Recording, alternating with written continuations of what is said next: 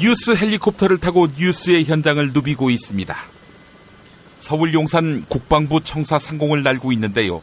어수선한 탄핵 국면에서 박근혜의 일당이 국민에게 거짓말을 하고 다음 주 일본과 군사정보 보호협정 체결을 강행하려 하고 있습니다. 어떤 거짓말을 했냐고요? 불과 이틀 전에 서울에서 열린 2차 과장급 실무협의 때 한일 양측이 협의 일정을 지속적으로 협의해 나가기로 했다고 했는데요. 그런데 오늘은 지속적 협의가 아니라 아예 가서명을 하겠다. 이렇게 말을 바꾼 겁니다. 역시 국방부입니다. 6.25 초기 퇴각의 퇴각을 거듭하면서도 황해도 해주까지 진격했다느니 하며 국민을 속였던 국방부 아닙니까? 의문사를 자살로 포장하고 사드 배치 이미 결정했으면서 검토 중이라고 연막치고 왜요? 그건 병법에 있는 기만전술이라고요? 그럼 기만전술을 당하는 국민은 뭡니까? 적입니까? 그래서 지난 대선 때 군사이버 사령부가 대북 심리작전을 한 게 아니라 대남 심리작전을 펼쳤군요. 그렇다면 국방비는 북한 정권에게 받아야 하는 거 아닙니까? 세종시 해양수산부 청사 상공입니다. 해양수산부가 올해 안에 세월호 인양은 어렵다 이렇게 밝혔습니다. 불과 열흘 전에 올해 인양이 목표라고 공언했습니다만 사실상 공연불이 됐습니다. 게다가 인양 방식도 바꾸기로 했습니다. 그래서 세월호 인양을 사실상 포기한 것 아니냐 하는 지적이 이 때문에 나옵니다. 새누리당 김진태가 돈이 아까우니 인양하지 말고 미수습자는 가슴에 묻자 이렇게 이야기했었지요. 국민이 내는 세금이 아까우니 정권 연장하지 말고 너희나 흙에 묻을 방법은 없을까요? 서울 서대문 경찰청 상공입니다. 경찰이 내일 촛불 집회를 앞두고 일선 경찰관들에게 시위 진압에 대비해 기동복 착용을 지시했습니다. 기동복은 경찰이 시위 진압이나 중무장한 범죄자를 제압하기 위해 착용하는 복장이지요. 기동복 위에 방호장구를 입고 곤봉과 방패까지 들면 진압복장이 완성됩니다. 백남기 농민이 물대포에 맞아 사망한 이후 가동을 자제해온 살수차, 즉 물대포차 사용 가능성도 경찰은 열어두고 있다고 합니다. 이 살인 포졸들도 민중 총궐기 1주년을 기념하는 모양입니다. 진압 1주년 말이지요. 그래, 그 정도만 한다면 다행입니다. 혹시 경찰청장이 술 처먹고 운전하면서 시위대에게 돌진만 안 했으면 좋겠네요. 저는 광고 듣는 사이에 앵커석으로 자리를 옮기겠습니다.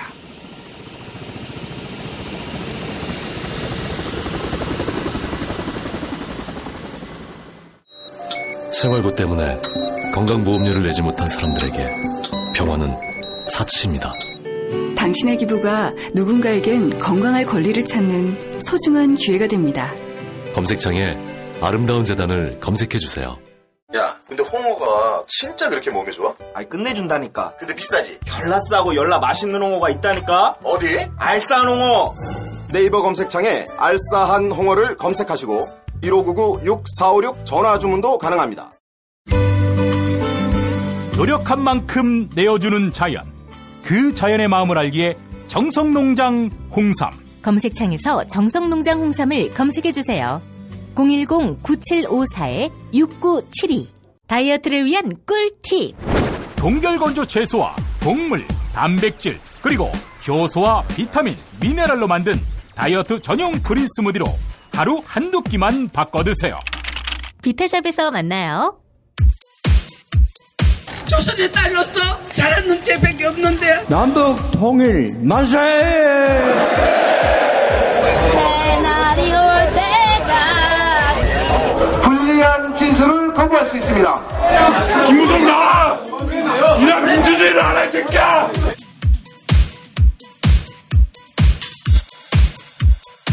뉴스는 현장이다로 이어갑니다. 국회는 오늘 정부를 상대로 박근혜 최순실 게이트 관련 긴급 현안 질의를 벌였습니다.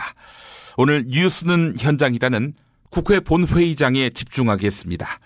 여당인 새누리당 의원들은 긴급 현안 질의를 신청하지 않았습니다. 그래서 야당 의원들만 참여했는데요. 2014년 국회에서 가장 먼저 최순실 국정농단을 경고한 더불어민주당 안민석 의원 지지를 소개하겠습니다. 안민석 의원은 본회의장에서 최순실의 조카 장시호의 대포폰 5대를 공개했는데요. 장시호가 총 6대의 대포폰을 개설했고 나머지 한 대는 대통령 박근혜 씨에게 전달했다고 의혹을 제기했습니다. 대통령이 대포폰을 썼군요.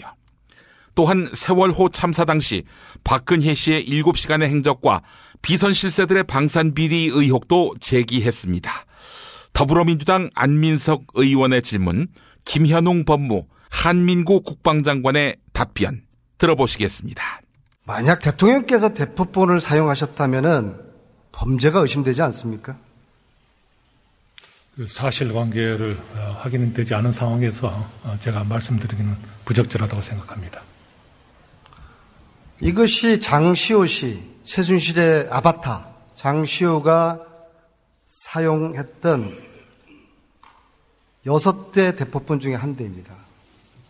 이들은 폴드폰을 사용합니다. 6개를 개설해서 그 중에 하나는 대통령에게 줬다고 생각합니다. 자, 이 대포폰이 장시호 씨가 6대를 개설해서 대통령께도 드렸다는 대포폰입니다. 대통령이 대포폰을 쓴 것에 대해서 어떻게 생각하세요? 방금 말씀드렸다시피 그 사실관계가 확인되지 않은 상황에 대해서 제가 말씀드린 것은 적절치 않다고 생각합니다. 공식 업무폰이 있는데 대통령께서 왜 대포폰을 사용했을까요? 그 사용을 하셨는지 안 하셨는지에 대한 확인이 아직은 안 된 상황이기 때문에 제가 말씀드리기는 적절치 않다고 생각합니다. 사용했다면 국정농단을 은폐하기 위한 수단이었을 거 생각합니다. 이런 분이 대한민국 대통령 맞습니까? 세월호 괴담이 난무합니다. 들어보셨습니까? 일부 여러 가지 소문들이나 이런 것들이 어떤 소문을 들어보셨습니까? 언론에서 보도되는 것을 어떤 소문을 들어보셨습니까?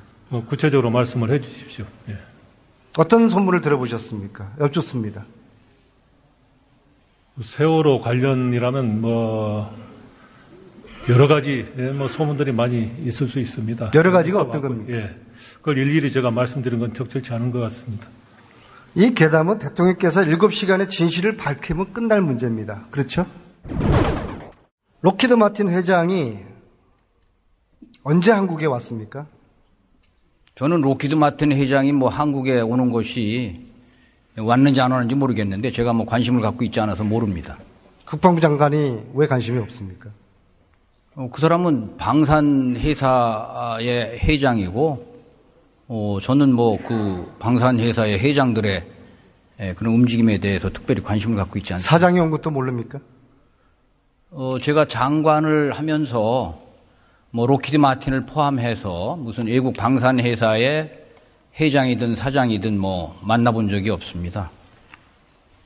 저희 집무실에서 오거나 그런 경우가 없습니다. 린다 킴, 정윤회, 록히드 마틴 측이 만났습니다. 이 사실 알고 있습니까? 저는 알고 있지 않습니다. 들어본 적도 없습니까? 왜냐하면 들어본 적도 없습니까? 예. 제 최근 들어서 이제 이 사태와 관련해서 그 록히드 마틴과 관련되는 얘기들이 있다 하는 것 정도는 제가 듣고 있습니다만은 구체적인 그런 사실에 대해서는 아는 바가 없습니다. 록히드 마틴 측과 최순실이 만난 사실도 들은 바 없습니까? 마찬가지입니다. 정보가 되게 없으시네요.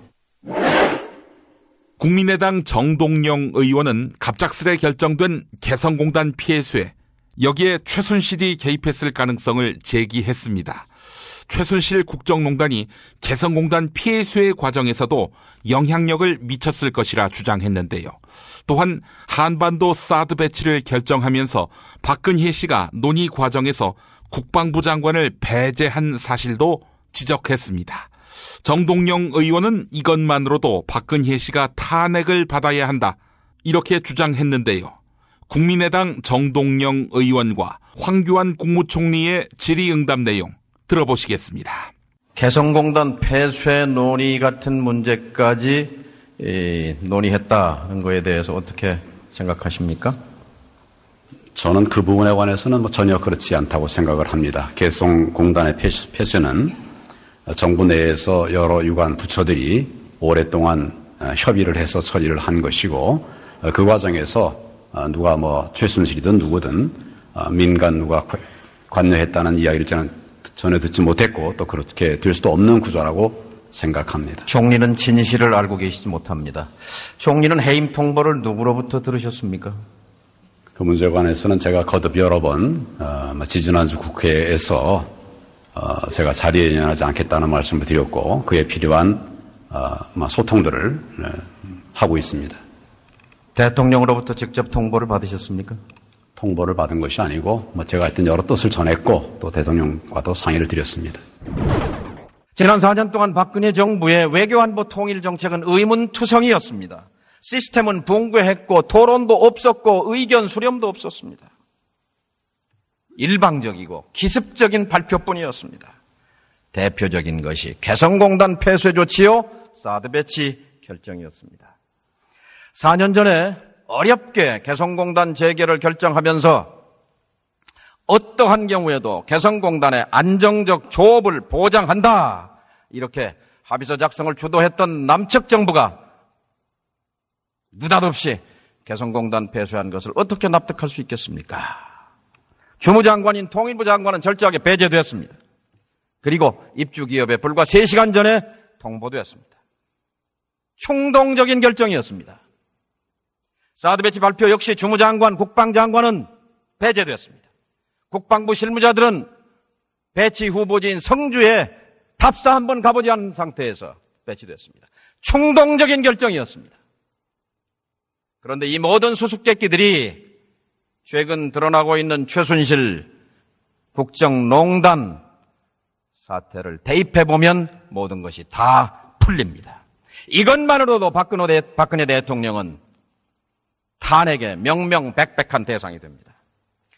내일 국민은 전국에서 100만 개의 촛불을 들 것입니다. 저마다 가슴에 희망을 품고 광장으로 나올 것입니다. 불의와 불법과 비리가 판치는 세상을 끝내고 정의와 인권이 살아 숨쉬는 민주공화국을 꿈꾸면서 광장에 쏟아져 나올 것입니다. 장사 안 되고 취직 안 되고 직장이래야 기껏 비정규직밖에 없는 이 참담한 현실을 불평등 해소를 통한 복지국가로 가고 평화로운 한반도의 평화국가로 가는 꿈을 꾸면서 광장에 몰려 나올 것입니다. 그리고 요구할 것입니다. 국민을 배반한 대통령은 즉각 물러나라고 요구할 것입니다.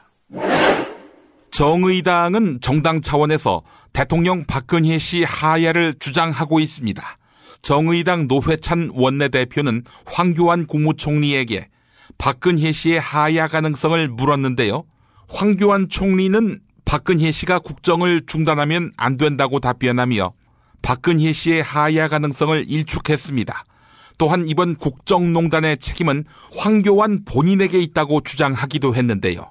이에 노회찬 의원은 박근혜 최순실 게이트를 황교안 게이트로 만들고 있다며 비난했습니다. 정의당 노회찬 원내대표와 황교안 국무총리의 질의응답 내용 들어보시겠습니다. 박근혜 대통령 하야할 가능성이 있습니까? 대통령께서 국정이 중단되지 않도록 하기 위한 노력을 하고 계신 것으로 알고 있고, 또 정부에서도 그런 같은 노력을 하고 있습니다. 하야할 의향이 없다고 이해하면 됩니까?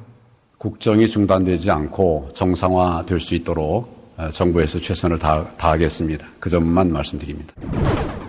이 사태에 대해서 총리 책임이 큽니까? 대통령 책임이 더 큽니까? 저는 제 책임이 크다고 생각합니다. 대단하십니다. 예.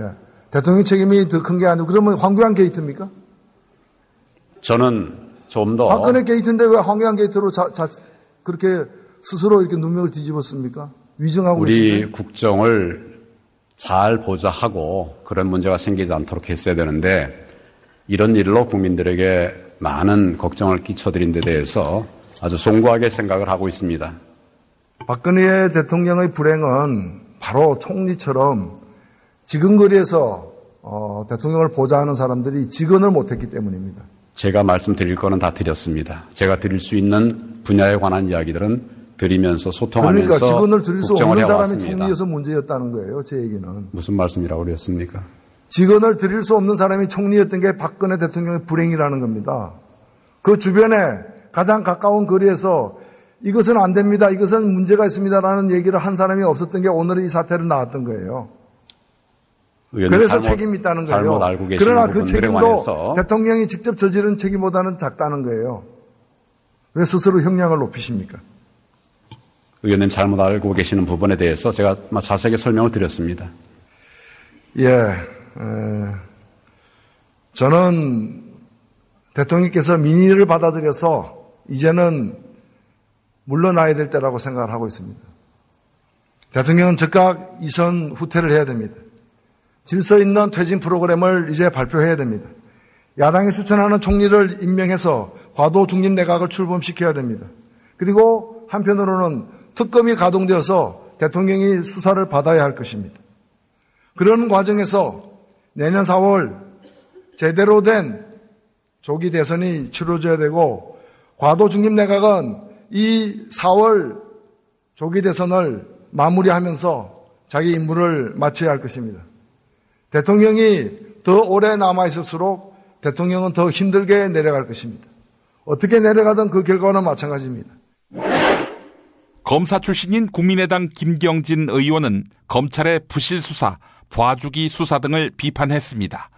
박근혜 최순실 게이트의 핵심 피의자인 박근혜 씨에 대한 수사를 촉구한 것인데요. 박근혜 씨가 청와대 비밀 문건을 최순실에게 전달했고 이를 대통령 사과문에서 시인했기 때문에 검찰은 박근혜 씨를 즉각 형사 입건하라고 주장했습니다. 국민의당 김경진 의원과 김현웅 법무부 장관의 질의응답 내용 들어보시겠습니다. 장관님, 우선 대통령 피의자로 입건된 상태입니까? 구체적인 수사 상황에 대해서는 제가 보고를 받지 못해서 알 수 없지만은 검찰 특별수사본부에서 수사의 진행 경과에 따라서 어떤 수사의 방법, 또 시기, 조사의 방법이나 시기, 또 방식 이런 것들을 결정할 것으로 알고 있습니다. 피의자로 입건됐는지 그 여부조차도 파악을 안 하고 계신다는 얘기입니까? 지금 구체적인 수사 상황에 대해서는 보고를 받지 않고 있습니다. 알겠습니다. 오늘 질문을 계속 쭉 듣고 있는데 장관께서 답변하시는 내용이 전부 똑같은 내용이기 때문에 장관께서는 그 자리에 서 계시고 제가 일방적으로 그냥 얘기를 하겠습니다. 굳이 제가 구체적으로 답변을 요구하지 않는 한 답변을 안 하셔도 좋겠습니다.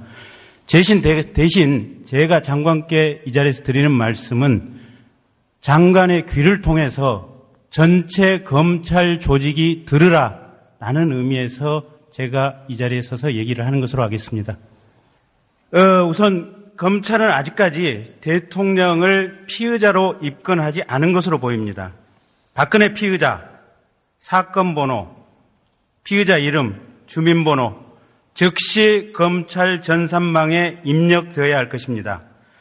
본인 스스로 자백한 바 있듯이 정호성 통해서 여러 가지 청와대의 비밀 문건들이 최순실 등 외부 민간인에게 그대로 전달되었습니다. 공무상 기밀 누설죄, 군사 기밀 누설죄, 외교상 기밀 누설죄로 박근혜 대통령 즉시 검찰은 형사 입건해야 합니다. 두 번째, CJ 이미경 부회장에 대해서 사퇴 압박을 한 부분, 이 부분 역시 대통령이 강요죄, 직권남용죄로 즉시 피의자로 입건되어야 될 것입니다. 세 번째, 박근혜 대통령 뇌물죄의 피의자로 입건되어야 될 것입니다. K스포츠, 미르, 삼성, 롯데 등등으로부터 재단을 통해서 또는 최순실 부녀에게 들어간 돈, 형법상 뇌물죄, 특히 1억이 넘어가기 때문에 특정범죄 가중처벌법상에 뇌물죄가 충분히 성립한다고 판단하고 있습니다. 검찰은 지금까지 공범인 안종범, 최순실에 대해서 직권남용죄만을 적용하고 있습니다. 본 의원 생각에는 검찰의 그러한 법 적용은 특가법상의 뇌물죄, 무기 또는 10년 이상의 징역에 처하도록 한 형량을 피하기 위해서 의도적인 왜곡 수사, 축소 수사를 검찰이 하고 있다고 판단됩니다. 지금 검찰에 대해서 해경을 해체하자라는 소리보다도 검찰을 해체해야 한다라는 얘기가 보통 국민들의 입에서 나오고 있습니다. 검찰 수사 똑바로 하시고 정신 차리시기 바랍니다. 조윤선 문화체육관광부 장관은 정유라를 모른다고 발뺌했지만 정유라와 같이 찍은 사진이 공개됐습니다. 거짓말이 들통난 것인데요. 이에 더불어민주당 박영선 의원은 조윤선 장관과 빅뱅의 G드래곤이 함께 찍은 사진을 공개했습니다. G드래곤은 평창 동계올림픽의 홍보대사고 조윤선 장관의 딸이 G드래곤의 소속사인 YG 엔터테인먼트의 인턴으로 근무한 경력을 지적하면서 정유라, 조윤선, YG의 연결고리가 박근혜 최순실 게이트와 연결됐을 것이란 의혹을 제기한 것입니다. 더불어민주당 박영선 의원과 조윤선 문화체육관광부 장관의 질의응답 내용 들어보시겠습니다. 청와대 정무수석 당시에 정유라와 사진도 찍고 지난해 12월에 빅뱅과 사진 찍었습니까? 정유라와 사진을 찍은 빅뱅 것은 빅뱅 사진 좀 보여주십시오. 의원님 하나하나 답변을 드리겠습니다. 정유라와 사진을 찍은 것은 네, 이제 청와대 내려주시죠. 정무수석 시절에 대통령께서 아시안 게임에 출전했던 모든 선수들을 초빙해서 연무관에서 오찬을 했습니다. 저는 대통령께서 각 선수단과 사진을 찍기 위해서 다른 선수들이 기다리고 있는 동안에 저를 오라고 하는 테이블에 가서 사진을 찍어주었습니다. 저는 어느 팀에 누구하고 사진을 찍었는지 어느 선수가 있는지 일일이 기억하지 못합니다. 그 사진은 제가 그때 찍은 여러 장의 사진 중에 한 장일 것입니다. G드래곤은 지난 연말 여러 장 찍으셨으면요, 그 여러 장 공개해 주세요. 제가 찍지 않았고 선수들이 가지고 있는 핸드폰으로 찍었습니다. 제가 청와대에 사진을 담당하는 분에게 다른 단체와 찍은 사진이 있는지를 확인을 했지만 그분은 대통령과 공식 사진을 찍느라고 가 있었기 때문에 제가 다른 단체와 같이 사진 찍는 그 모습을 담지 못했다는 답변을 들었습니다. 정무수석이 아시안게임 선수들과 사진을 찍은 것은 지금까지는 없었던 일입니다. 자, 2015년 12월 빅뱅과 사진을 찍었어요? 예. 네. 의원님, 그 오찬 때는 정무수석뿐만이 아니라 특별한 일정이 없는 모든 수석은 나가서 아시안게임의 선수들을 격려하자는 그런 그런 취지에서 당일에 다른 일정이 없는 수석들이 갔습니다.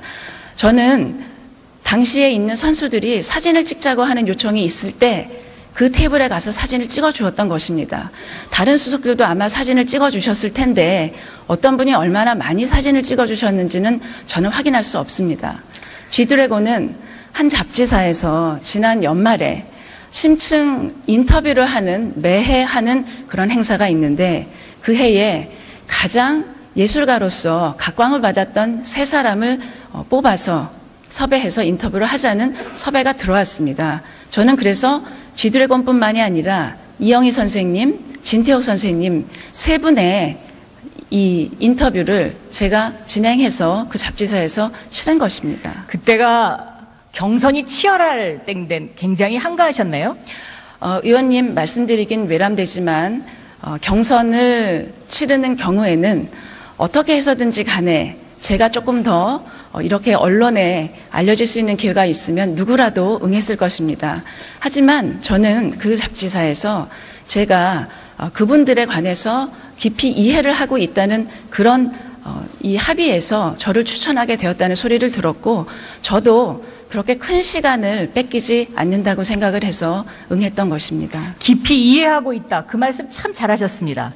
자, 빅뱅 YG 엔터테인먼트 소속이고요. 이 YG 엔터테인먼트에 바로 조 장관의 딸이 비정상적으로 인턴을 했던 곳이고요. 또 평창 동계올림픽 않았습니다. 홍보대사가 바로 빅뱅입니다. 이게 다 지금 연결고리가 돼 있는 것이거든요. 오늘 긴급 현안 질의에서 황교안 총리를 비롯한 국무위원들은 모든 질문에 모르쇠로 일관했습니다. 특히 더불어민주당 이재정 의원 질의에 황교안 총리가 이재정 의원을 노려보며 거만한 태도를 보였는데요. 이에 이재정 의원 강력하게 반발하며 일침을 놓았습니다. 더불어민주당 이재정 의원과 황교안 총리의 질의응답 내용 들어보시겠습니다. 샤머니즘 얘기했습니다. 지금 언론을 달구고 있고 많은 현상들을 목격하면서 아직도 믿기지 않습니다. 그런 상황들 보면서 어떤 생각 드십니까? 의원님 방금 전에 통진당 해산을 아니요. 제가 묻는 질문에 답변하시지요. 예, 그냥 제가 그거는 모두 발언을 했을 뿐입니다. 묻는 질문에 답변 주시기 바랍니다. 이 부분은 제가 헌재에 직접 청구한 사건입니다. 잠시만요. 그거는 다른 경로를 통해서 본인이 보도자를 뿌리든지 페이스북에 쓰든지 다른 경로를 통해서 말씀하십시오. 제가 직접 청구한 사건입니다. 잠시만요. 총리님, 제가 사전에 현안 질의에 대한 답변 태도에 대해서 제가 가이드를 해드려야 되겠습니다. 제가 저 자리에 앉아서 그간 정부 대정부 질문에 답변하시는 모습 여러 번 봤습니다. 그런데요, 조금 바뀌셔야 할 것 같습니다. 곧 그 자리에서 물러나시겠지만 답변 태도 온당치 않습니다. 저 이 자리에 국회의원으로 서 있습니다. 법조인으로 한참 경력 부족합니다. 예, 경력 존중합니다. 그렇지만 저는 국민의 대표입니다. 관료에게 갑질을 하러 이곳에 나와 있는 게 아닙니다. 제가 언성을 높일 수도 있고요. 때로는 힐난조로 이야기할 수도 있습니다. 왜? 국회의원 이재정은 국민입니다. 저는 국민입니다. 언짢더라도 다른 곳에 가서 해소하십시오. 오늘 저녁 친구 만나서 소주 한잔 하십시오. 저한테 노려보는 태도거나 아나무인적 태도로 거만하게 답변하시면 안 됩니다. 뒤에 계신 국무위원님들 모두 마찬가지입니다. 주지하시기 바랍니다. 그리고 또 하나, 총리님은 검사가 아닙니다. 이제껏 답변 태도를 보면요, 증거 가져오라고 하시고요. 그 다음에 증거가 있어야지만 국무총리로서의 조치를 취하겠다고 하십니다.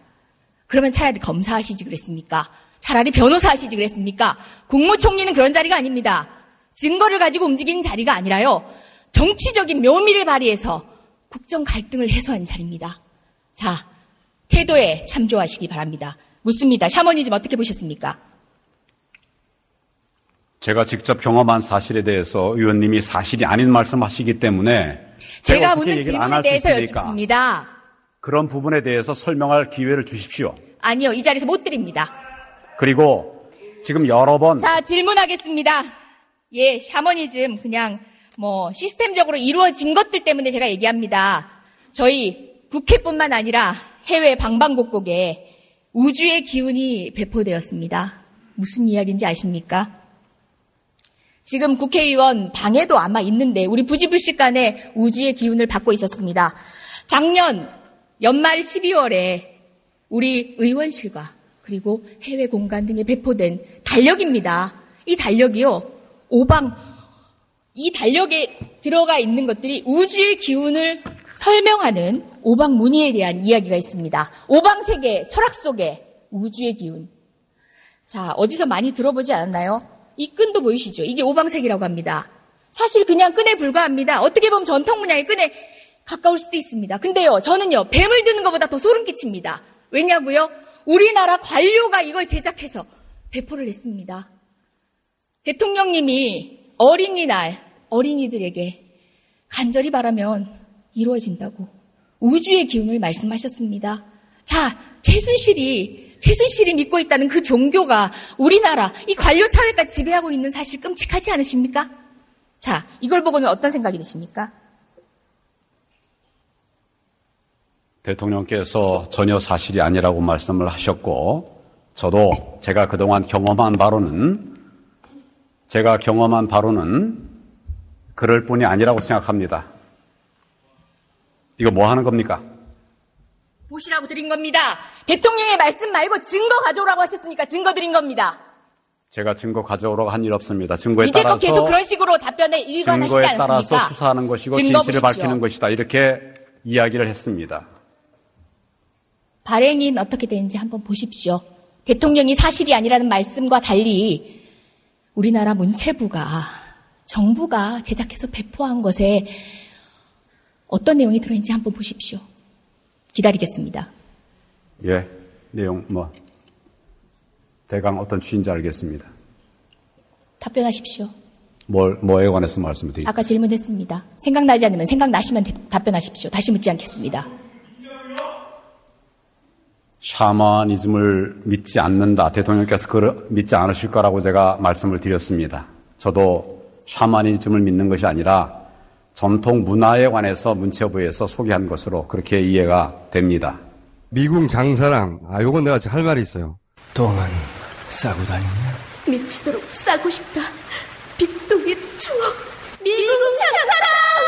구렁이 똥, 이뻤다. 장이 살아야 내 몸이 산다. 혈중 콜레스테롤 개선과 배변 활동에 도움을 주는 건강기능식품입니다. 빅동의 추억, 미궁 장사랑. 지금 검색창에 미궁 장사랑을 검색하세요. 이건 제가 써보니까 효과가 있는 것 같아요. 남녀노소, 좌파 우파 모두에게 미궁 장사랑이 빅동의 추억을 찾아드립니다. 지금 검색창에 미궁 장사랑을 검색하세요.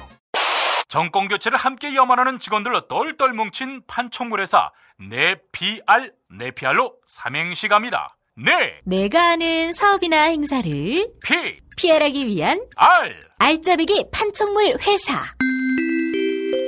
선물, 기념품, 답례품을 구하신다면 우리 편 회사 네피알을 찾아주세요.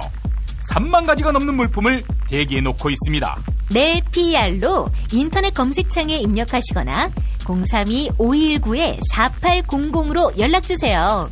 카카오톡 아이디는 네피알입니다. 팟캐스트 듣고 연락주시면 더 깎아드립니다. 존경하고 사랑하는 국민 여러분, 일산 라페스타에 있는 풍무 양고기, 즉석에서 숯불에 구워먹는 양갈비하고 양꼬치, 이거 맛보시면 다른 걸 찾지 않아요. 게다가 고기 연기를 몽땅 밑으로 뽑아본 게 옷에 냄새도 안 배고 이렇게 맛있고 시설 좋은 양고기집, 구경 못 해봤을걸. 어이 넘버3, 자네도 가봤는가? 그럼요. 무당, 승마선수, 펜싱선수, CF감독, 호빠도 너무 좋아하더라고요. 저도 빨리 하야하고 홀가분하게 먹으러 가야겠어요. 말하자면 031-902-9292. 내 아이에게 물려주고 싶은 건 돈만이 아닙니다. 건강한 몸, 건강한 피부, 건강한 화장품을 물려주고 싶습니다. 수아비스 화장품은 눈에 들어가도, 상처 위에 발라도, 혹은 아이들이 실수로 먹더라도 괜찮아야 한다는 목표로 95% 천연 원료 함유에 도달하기까지 달려왔습니다. 수아비스랩닷컴에서 한 달간 오픈 기념 행사로 100% 페이백 행사를 진행합니다. 구매한 가격만큼 그대로 현금으로 돌려주는 100% 페이백. 부담 없이 수아비스 화장품의 효과를 확인하세요. 포털사이트에서 수아비스 화장품을 검색하세요. 피 튀기며 박학다식을 뽐내는 퀴즈, 피박 퀴즈. 네, 오늘도 무와 환 나오셨습니다. 주름이 없어서 보톡스가 필요 없는 남자 무 인사드립니다. 보톡스라. 지금 누구를 비방모략하는 거지? 뭐 똑바로 얘기해. 환아, 대권 주자에게 안티에이징은 매우 중요한 문제다. 뭐 당신도 청와대 누나가 세월호 7시간 동안 피부과 시술을 받고 프로포폴 주사를 맞았다고 생각하나? 야, 그럼 넌 그 시간에 정상 집무했다고 보냐? 청와대 누나가 정상 집무했다고 하잖아. 청와대 누나의 말은 무조건 진리인가 보구나. 지난번에 박지만이가 삼화저축은행 비리와 연루됐다고 하니까 니네 누나가 이런 말을 했지. 내 동생이 아니라고 하면 아닌 거 아닙니까? 뭐 이렇게 한마디 하니까 수사가 딱 멈춰요. 야, 정말 그런 거냐? 니네 누나는 정말 진리만 말하냐? 아니, 아닌 걸 아니라고 해야지. 뭐라고 해? 야, 그럼 내 딸 수원대에 특혜 취업한 거 아니야? 알았지? 내가 아니라고 했으니 아닌 거야. 좋아. 그럼 내 밑에 있던 인턴, 내가 중소기업진흥공단에 부당 취업시킨 거 아니야. 내가 아니라고 했으니 아닌 거야. 알았지? 에이그. 청와대가 박근혜 씨가 부재했던 세월호 참사 7시간의 행적을 밝히지 않은 이유, 과연 무엇일까? 오늘 이와 관련한 이야기 한번 나눠볼까요? 닥치라고! 다 끝난 문제인데! 아니, 어떻게 다 끝났습니까? 이게 지금 쟁점이 되고 있는데요. 자, 말씀해 주시죠. 최순실 최측근이 이런 말을 했다더군. 최순실이가 6개월에 한 번씩 성형외과 의사와 함께 청와대에 들어갔어. 박근혜 대통령에게 보톡스 시술을 했다는 기야. 맨정신에는 못하지. 일종의 마취제라고 할 수 있는 프로포폴을 쓰게 된다고.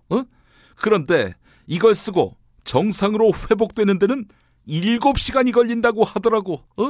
무언가 아귀가 딱딱 맞지 않니? 닥치라고! 근무 시간에 그 주사를 왜 맞아? 야, 300명이 물에 잠기는데 근무 시간에 왜 아무 지시도 안 하니? 그때 해경 보고 구조하라고 지시했어. 어떻게 구조하라고 지시했는데? 잘. 이 등신 새끼. 야, 그걸 해명이라고 하냐?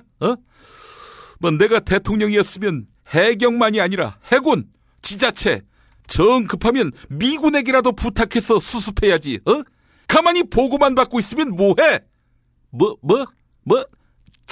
잘 시간이었던 건 아니고? 닥치라고! 또 JTBC가 보도한 거 보니까 최순실 일가가 다닌 병원에서 최순실이가 박근혜 대통령의 주사제까지 대신 처방을 받아갔다고 하더만. 대리 통치에 이어서 대리 처방까지.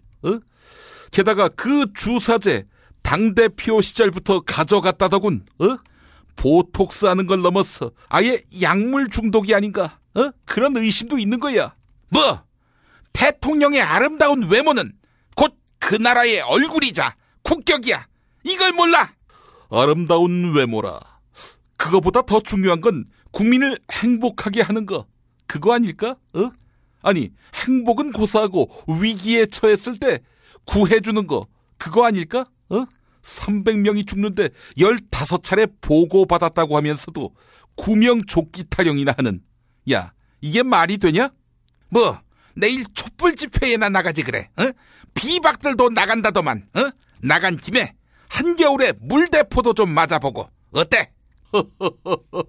허나, 이제 니네한테 남은 게 물밖에 없구나. 나한테 물밖에 없다. 조현호도 그러더니. 무는 무슨 물을 맞고 싶어? 4대강에서 떠온 녹색물이 좋아? 아니면 정화조에서 방금 뜬 고체 액체 융합물질이 좋아? 아니면 경찰 10개 중대원들이 한 드럼통에다 싸서 모은 그런 오줌이 좋아? 박원순이가 물을 못 준다니까 그렇게 해서 수자원을 모았구나. 세월호 아이들을 물에 잠겨 죽이더니 시위대까지 물에 잠가버리려고. 허나 성경 말씀에 물로 선자 물로 망한다 이런 말이 있어요. 아니, 그게 무슨 소리입니까? 물로 선자 물로 망한다? 아니, 그런 말이 세상에 어딨어? 이거 내가 실수를 했구만. 프로포폴로 선자 프로포폴로 망한다. 닥치라고! 성경에 프로포폴이 어딨어? 아이고 내가 또 실수했구만. 청와대 누나의 아빠는 쿠데타. 그런데 청와대 누나는 굿했다. 굿으로 선자 굿으로 망한다. 닥치지 못해! 이렇게 날마다 싸우긴 하는 구태 정치 반드시 종식해야 한다고 생각합니다. 안님 나오셨어요. 안님, 그 세월호 참사 당일 무슨 일이 있었다고 보세요? 정말 피부 시술을 했다고 보세요? 세월호 사건과 관련해서 서면 보고는 받았는데 대응 지시는 없었다. 있을 수 없는 일이지요. 7시간 동안 마취가 수반되는 노화 방지 시술을 받지 않았는가? 이렇게 충분히 의심할 수 있습니다. 닥치라고! 당신이 뭘 안다고? 당신이 뭐 의사라도 돼? 저 의사인데요. 맞군. 근데 컴퓨터 프로그래머 아니었어? 사실 닉슨이 물러난 건 다른 게 아니라 국민에게 거짓말했기 때문입니다. 그동안 이 정권이 거짓말을 얼마나 했는지 도저히 셀 수가 없습니다. 이제라도 책임을 져야 합니다. 이게 새 정치입니다. 야, 아나, 근데 박근혜가 하야 안 할 것 같지? 하야의 수반되는 동사는 한다가 아닙니다. 하야 한다가 아니라 하야 된다, 이 말이겠지요. 하야가 되게 해야겠습니다. 하야가 되게끔 전략이 필요할 것 같은데요. 그래서 제가 지지자들과 함께 길거리에서 서명운동 벌이고 있습니다. 세월호 진상규명 서명도 거의 500만 가까이 했는데, 그런데 꿈쩍도 안 했거든요. 그러면 저는 501만 하겠습니다. 500만 서명이 아니라 501만 서명을 하겠다. 그래도 안 되면 그러면 502만으로 하겠습니다. 502만도 안 되면 그러면 504만으로 하겠습니다. 아니 왜 503만은 안 하시고요? 503만도 안 되면 어떡하냐고 물을 것 같아서 미리 선수 쳤습니다. 좋습니다. 자, 그렇다면 504만도 안 되면 너 이 씹새끼 죽을래? 죄송합니다. 자, 오늘 문제 내주시죠. 음악 한 곡 들어보시겠습니다.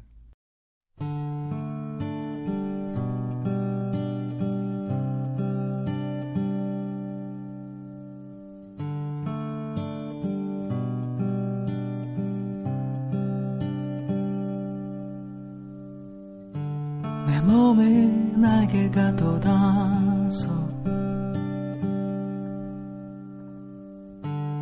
어디든 날아갈 수 있기를,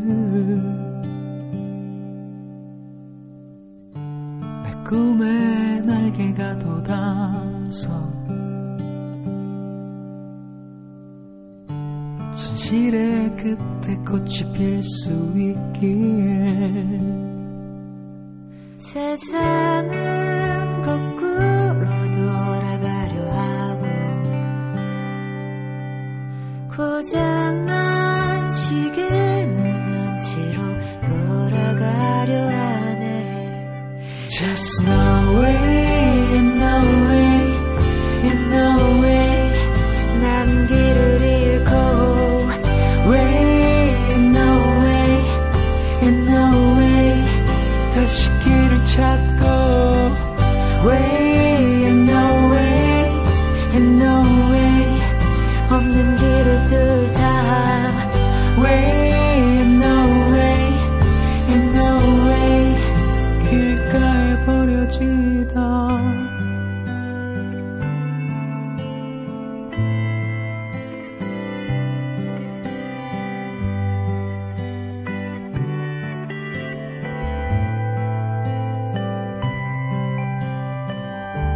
내 몸에 날개가 돋아서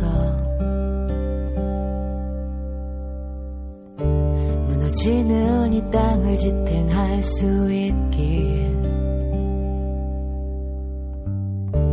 내 의지에 날개가 돋아서 정의의 비상구라도 찾을 수 있길. 세상은 거꾸로 돌아가려 하고 고장난 시계는 눈치로 돌아가려 하네. Just no way, and no way, and no way. 난 길을 잃고 Way, and no way, and no way. 다시 길을 찾고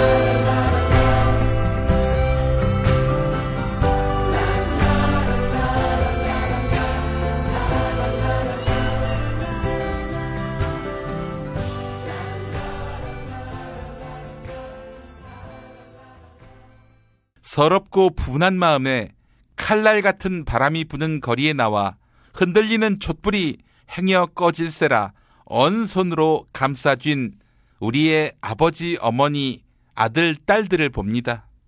이규호가 작사, 작곡하고 전인권, 이승환, 이효리 그리고 우리 음악인들이 함께 부른 이 노래, 뮤직비디오까지 나왔는데요.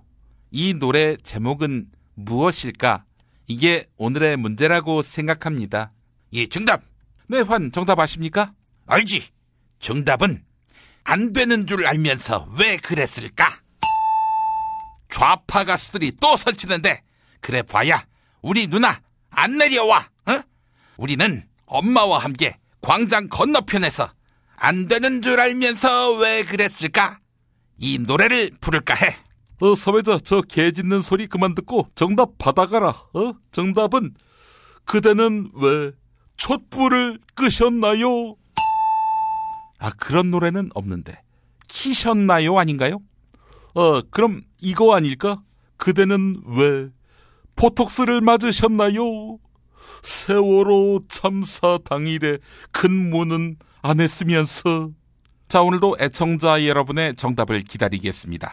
세상에서 가장 맛있는 김치, 이담채 김치, 화학 첨가물, 유전자 변형 곡물 안 쓰는 과자, 별을 따다 구운 과자 드리겠습니다.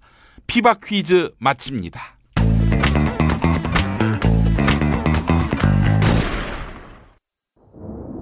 장준하의 생을 대신 살아주고 있었고 정태일 등등 타지 못한 생을, 그 젊은 생은 대신 피로 살아주는 길밖에 남은 일이 없습니다. 문익환의 학교. 하나님 감사합니다. 이 부족한 종을 그동안 4번씩이나 감옥에 보내신 것은 감사를 드립니다. 하나님의 아버지의 마음으로, 뜨거운 마음으로, 그 애타는 마음으로 기도하면서 살아갈 수 있게 해주시옵소서. 예수님의 이름으로 고난받는 당신의 아들, 딸들의 이름으로 기도드립니다. 아멘. 단지 교회만이 아니라 역사를 위해 일하는 학교, 한신대학교 신학대학원. 한신대학교 신학대학원에서 하늘의 뜻이 땅에서도 이루어지는 세상을 만들어갈 2017학년도 신입생을 모집합니다. 주간은 물론 야간 과정도 개설합니다. 목회자 수업이 아닌 한신의 신학을 공부하고자 하는 분을 위한 일반 석사 과정도 있습니다. 10월 31일부터 11월 11일까지. 자세한 안내는 한신대학교 신학대학원을 검색하세요.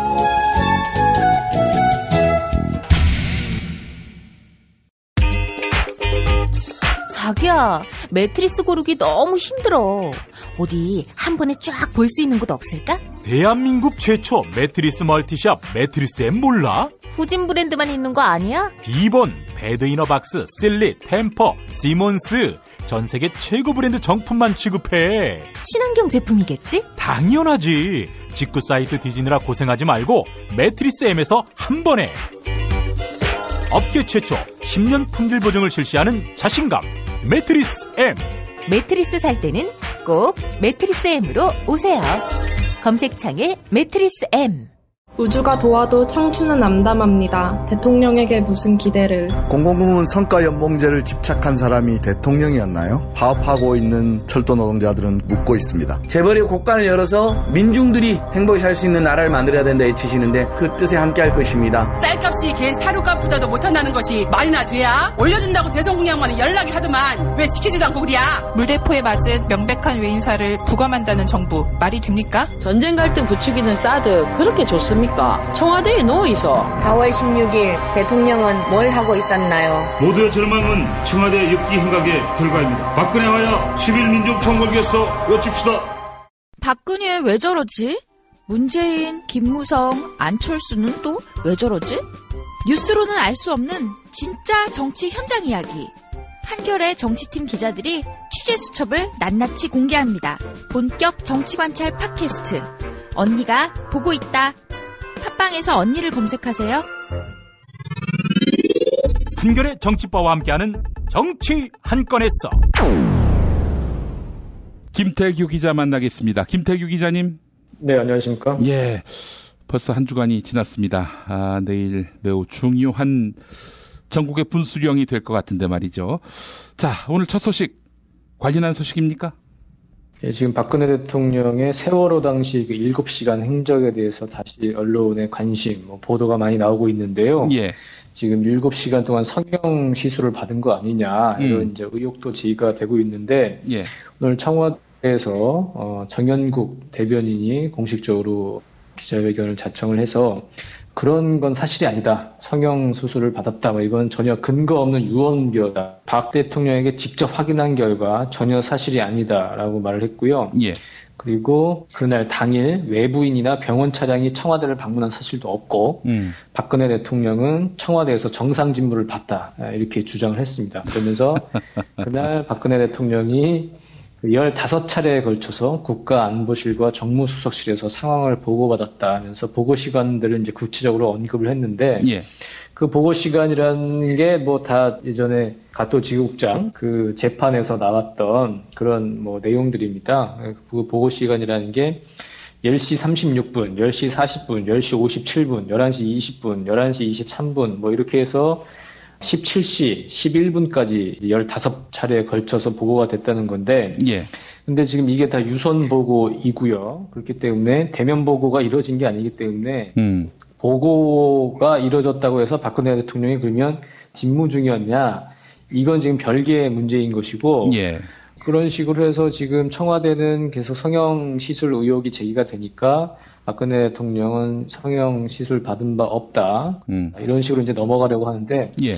그게 문제 아니죠. 박근혜 대통령이 그날 서면 보고를 받은 시각이 첫 보고를 받은 게 오전 10시였습니다. 예. 사고 발생으로부터 1시간 11분이나 지난 시점이었거든요. 예. 그리고 박근혜 대통령이 지시를 내린 건 10시 15분에 처음으로 지시를 내렸고 10시 30분에 김석균 해경청장에게 전화를 걸어서 구조를 열심히 해라. 이러고 저 지시가 끝이었습니다. 예. 그러니까 보고를 받았다고 해서 직무 중이었다고 볼 게 아니라 어쨌든 박근혜 대통령은 8시 50분, 49분경에 세월호가 이제 침몰 사고가 이제 발생을 했는데 10시 15분과 10시 30분에 두 번의 구조 지시를 내린 이외에는 지금 종적을 감추고 진도 체육관에 이제 나타난 거거든요. 예. 그렇기 때문에 비록 7시간의 공백 중에 두 번의 지시가 있었다고 해도 그러면 그 박근혜 대통령 그 중간에 도대체 어디 있었냐, 무엇을 하고 있었냐, 이 부분 여전히 지금 의문이 남고 있는 거거든요. 예. 그렇기 때문에 청와대는 아마 내일 민중총궐기를 앞두고 박근혜 대통령의 7시간 가장 이제 마지막 남은 대통령의 이제 영린 아니겠습니까? 그렇죠. 그 부분에 대해서 이런저런 의혹이 이제 다시 한번 불이 붙는 것에 그걸 이제 우려하면서 진화에 나선 것 같은데 예. 전혀 효과를 보지 못하는 납득이 안 되는 이해를 시킬 수 없는 그런 해명이다 이렇게 봐야 할 것 같습니다. 예. 말 그대로 하나마나한 해명인데. 아니 그렇다면은 그때 어디에 있었고 뭘 하고 있었는지 그걸 왜 명쾌하게 못 밝힙니까? 아니 그리고 박근혜한테 물어봤더니 아니라고 하더라. 이게 국민들을 보고 믿으라고 하는 그런 해명입니까? 그러니까 지금까지 제대로 물어보지도 못하고 있었다는 얘기인 거고요. 예. 결국 이제 언론 보도가 나오니까 대통령이 그날 혹시 성형시술 하셨어요? 이게 물어봤다는 건데 이걸 물어봐서 확인하고 체크할 일이 아니지 않습니까? 그렇죠. 어차피 대통령의 동선이나 뭐 사람이 오고 들고 하는 건 다 경호실이나 이런 데서 다 체크가 되는 건데 예. 이거 참 사람들이 하는 짓 자체가 정말로 아니 조선시대에도 실록이 있고 사관들이 있어서 예. 그 왕의 일거수일투족이 다 기록이 되는 거 아니겠습니까? 예. 그러니까 이거는 조선시대만도 못한 이런 짓들을 하고 있다 이렇게 봐야 될 것 같아요. 예. 아이고 참 결국 청와대에서 세월호 참사 당일 무슨 일이 있었는지 이 각하의 동선이 어떠했는지 이거는 여전히 미궁 속에 있는 문제고 결국 뭐 그때 시술을 받은 거 아니냐 이런 논란은 더욱 확대될 가능성이 높아 보이네요.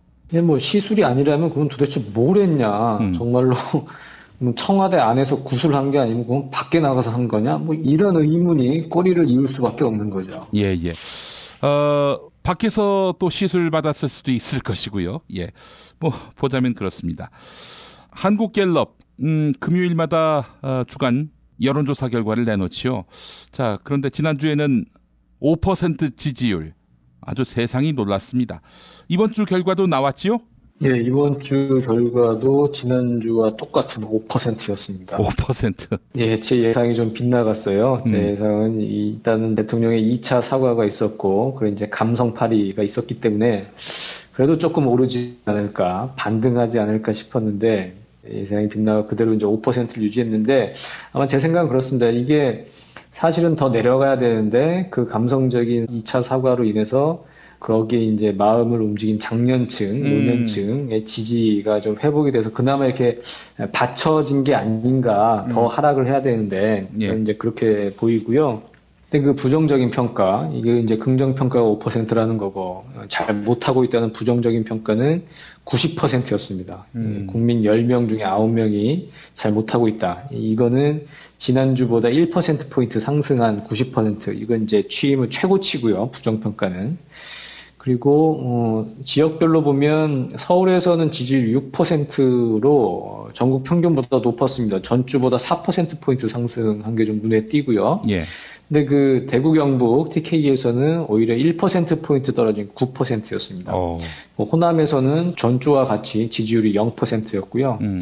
연령별로는 20대도 지지율이 0%였습니다. 그리고 30대와 40대가 똑같이 3%, 50대가 6%, 60대 이상이 13%였고요. 재밌는 게 뭐냐면 정당 지지율입니다. 민주당이 지난주와 같은 31%로 이제 1위를 차지했는데 새누리당이 17%였거든요. 이게 지난주보다 1%포인트 떨어진 17%인데 이거는 새누리당이 한나라당 시절과 다 합쳐도 최저치입니다. 그러니까 2004년 3월에 노무현 전 대통령이 이제 탄핵을 했을 때 한나라당 지지율이 18%였거든요. 그때보다도 1%포인트 지금 낮은 17%. 그러니까 새누리당은 지금, 이른바 친박지도 이정현 대표가 이제 버티고 뭐 이런 상황에서 지금 더 지지율이 더 빠지고 있는 상황이고 또 지금 주목할 부분은 TK에서도 새누리당 지지율이 26%였는데 민주당 지지율이 27%였습니다. 그러니까 TK에서도 지지율 1위를 지금 민주당에 지금 뺏긴 거거든요. 그래서 지금 텃밭에서도 계속 이제 외면받고 버림받고 있는 상황이다. 그렇게 볼 수 있을 것 같습니다. 한나라당 때까지 합해서 최저치다라고 말씀하셨는데 글쎄요. 신한국당, 민자당, 민정당, 공화당, 자유당 더 나아가서는 노론, 소론, 서인 때까지 다 합쳐도 아마 최저 지지율이 아닐까 싶어요. 그렇지 않을까 싶습니다. 뭐 그전에는 여론조사가 없었겠지만 지금 뭐 체감하는 걸로 봐서는 최저치가 아닐까 싶네요. 예, 전대미문의 상황입니다. 뭐 차떼기 때도 탄핵 때도 이 정도는 아니었는데 자, 새누리당 의원들이 촛불 집회에 나올 움직임입니까? 예, 그렇습니다. 지금 비박계 중심의 그 최순실 사태 진상 규명과 국정 정상화를 위한 새누리당 국회의원 모임, 그러면 이제 진정모라고 있는데, 그 내일 촛불 집회에 참가할 가능성을 밝혔습니다. 그 진정모의 이제 간사인 오신환 의원이 이렇게 얘기를 했어요. 현장에서 느끼는 국민들 목소리는 더 생생하게 와닿는다. 그런 점을 생각하는 의원들이 개별적으로 시위 현장을 방문하지 않을까 생각한다. 저도 그렇고 개별 의원 몇 분이 현장에서 국민 목소리를 듣고자 지난주와 지지난주 시위에 갔던 것으로 알고 있다. 이렇게 얘기를 했습니다. 이미 왔군요. 그러니까 이미 지금 암행을 한 거고요. 내일도 이제 가겠다는 걸 이제는 이제 공개적으로 이제 발표를 이제 하는 단계인데 이걸 가지고 이제 친박 강경파들은 또 이제 상당히 비판을 했습니다. 김태흠 의원 원내대책회의 이후에 이제 기자들과 만나서 촛불 집회 참여는 시민단체나 일반인들이 하는 짓이다. 국회의원이 집회꾼은 아니지 않냐. 이렇게 이제 비판을 했습니다. 이철우 의원도 다녀갔다고 하고요. 11월 5일 광화문 촛불 집회 현장을 샅샅이 둘러봤는데 자발적으로 나오는 사람들이 많았다. 국민들 마음이 많이 흔들리는구나 생각했다. 이렇게 얘기를 했는데 이걸 어떻게 받아들여야 될지, 현장에서 만약 새누리당 의원을 만나게 되면 어떤 행동 수치를 보여야 할지 저는 되게 여러분들 어떻게 생각하실지 뭐 한 대 때려줄 수는 없을 거고요. 뭐 여러분들의 아이디어가 필요할 것 같아요. 정말 붙잡고 당신들 정말 앞으로 잘하라고 훈계를 해야 할지, 아니면 당신들 그 지금이라도 죄를 씻으려면 나중에 탄핵 발의될 때 찬성해야 한다고 그렇게 얘기를 해야 할지. 하여튼 내일 그 집회 현장에서 새누리당 의원들을 만나면 어떻게 맞이해 줄 것인가. 내일 나가시는 분들 좀 생각을 하고 나가시는 게 좋을 것 같습니다. 놀랍네요. 아니 근데 이철우 의원은 친박 아니었습니까? 예, 친박인데도 어쨌든 느끼는 바가 있었나 봐요. 그래서 자발적으로 나오는 사람들이 많았고 국민들 마음이 많이 흔들리는구나 이렇게 생각을 했다는 거 보면 상당히 지금 상황을 엄중하게 보고 있기는 하구나 그런 생각이 드네요. 그 김천 사드 반대 뭐 피켓이라도 좀 하나 쓰고 나가지 그냥 맨몸으로 나갔다면은 유감이네요. 네. 예, 알겠습니다. 자, 오늘 금요일입니다. 그 언니가 보고 있다가 업데이트가 됐습니까? 이번 주 상당히 기대가 되는데요. 예, 이번 주는 트럼프 대통령 당선과 이게 한국 정치와 이제 함수 관계를 따져보기 위해서 민병두 민주당 의원과 그 우리 정의길 국제부 선임 기자를 모셨어요. 민병두 의원은 이제 미국 민주당 전당대회를 이제 참관을 하고 왔고요. 그래서 이제 그때 이제 본 기억과 경험 뭐 이런 걸 좀 들었는데 아베나 트럼프나 그리고 유럽의 이제 극단주의 정부나 어떤 괴물들이 일상적으로 나타난 게 아니냐, 이런 좀 불길한 이제 느낌이 든다고 얘기를 했고요. 예. 그리고 트럼프는 지금 뭐 외교 문제에 대해서 어떻게 당신 생각하냐, 뭐 이렇게 물어보면 얘기를 안 한답니다. 그러면 구체적인 얘기를 왜 안 하냐고 하면, 내가 구체적인 얘기를 하면 다른 놈들이 이걸 알게 되지 않냐, 다른 사람들이.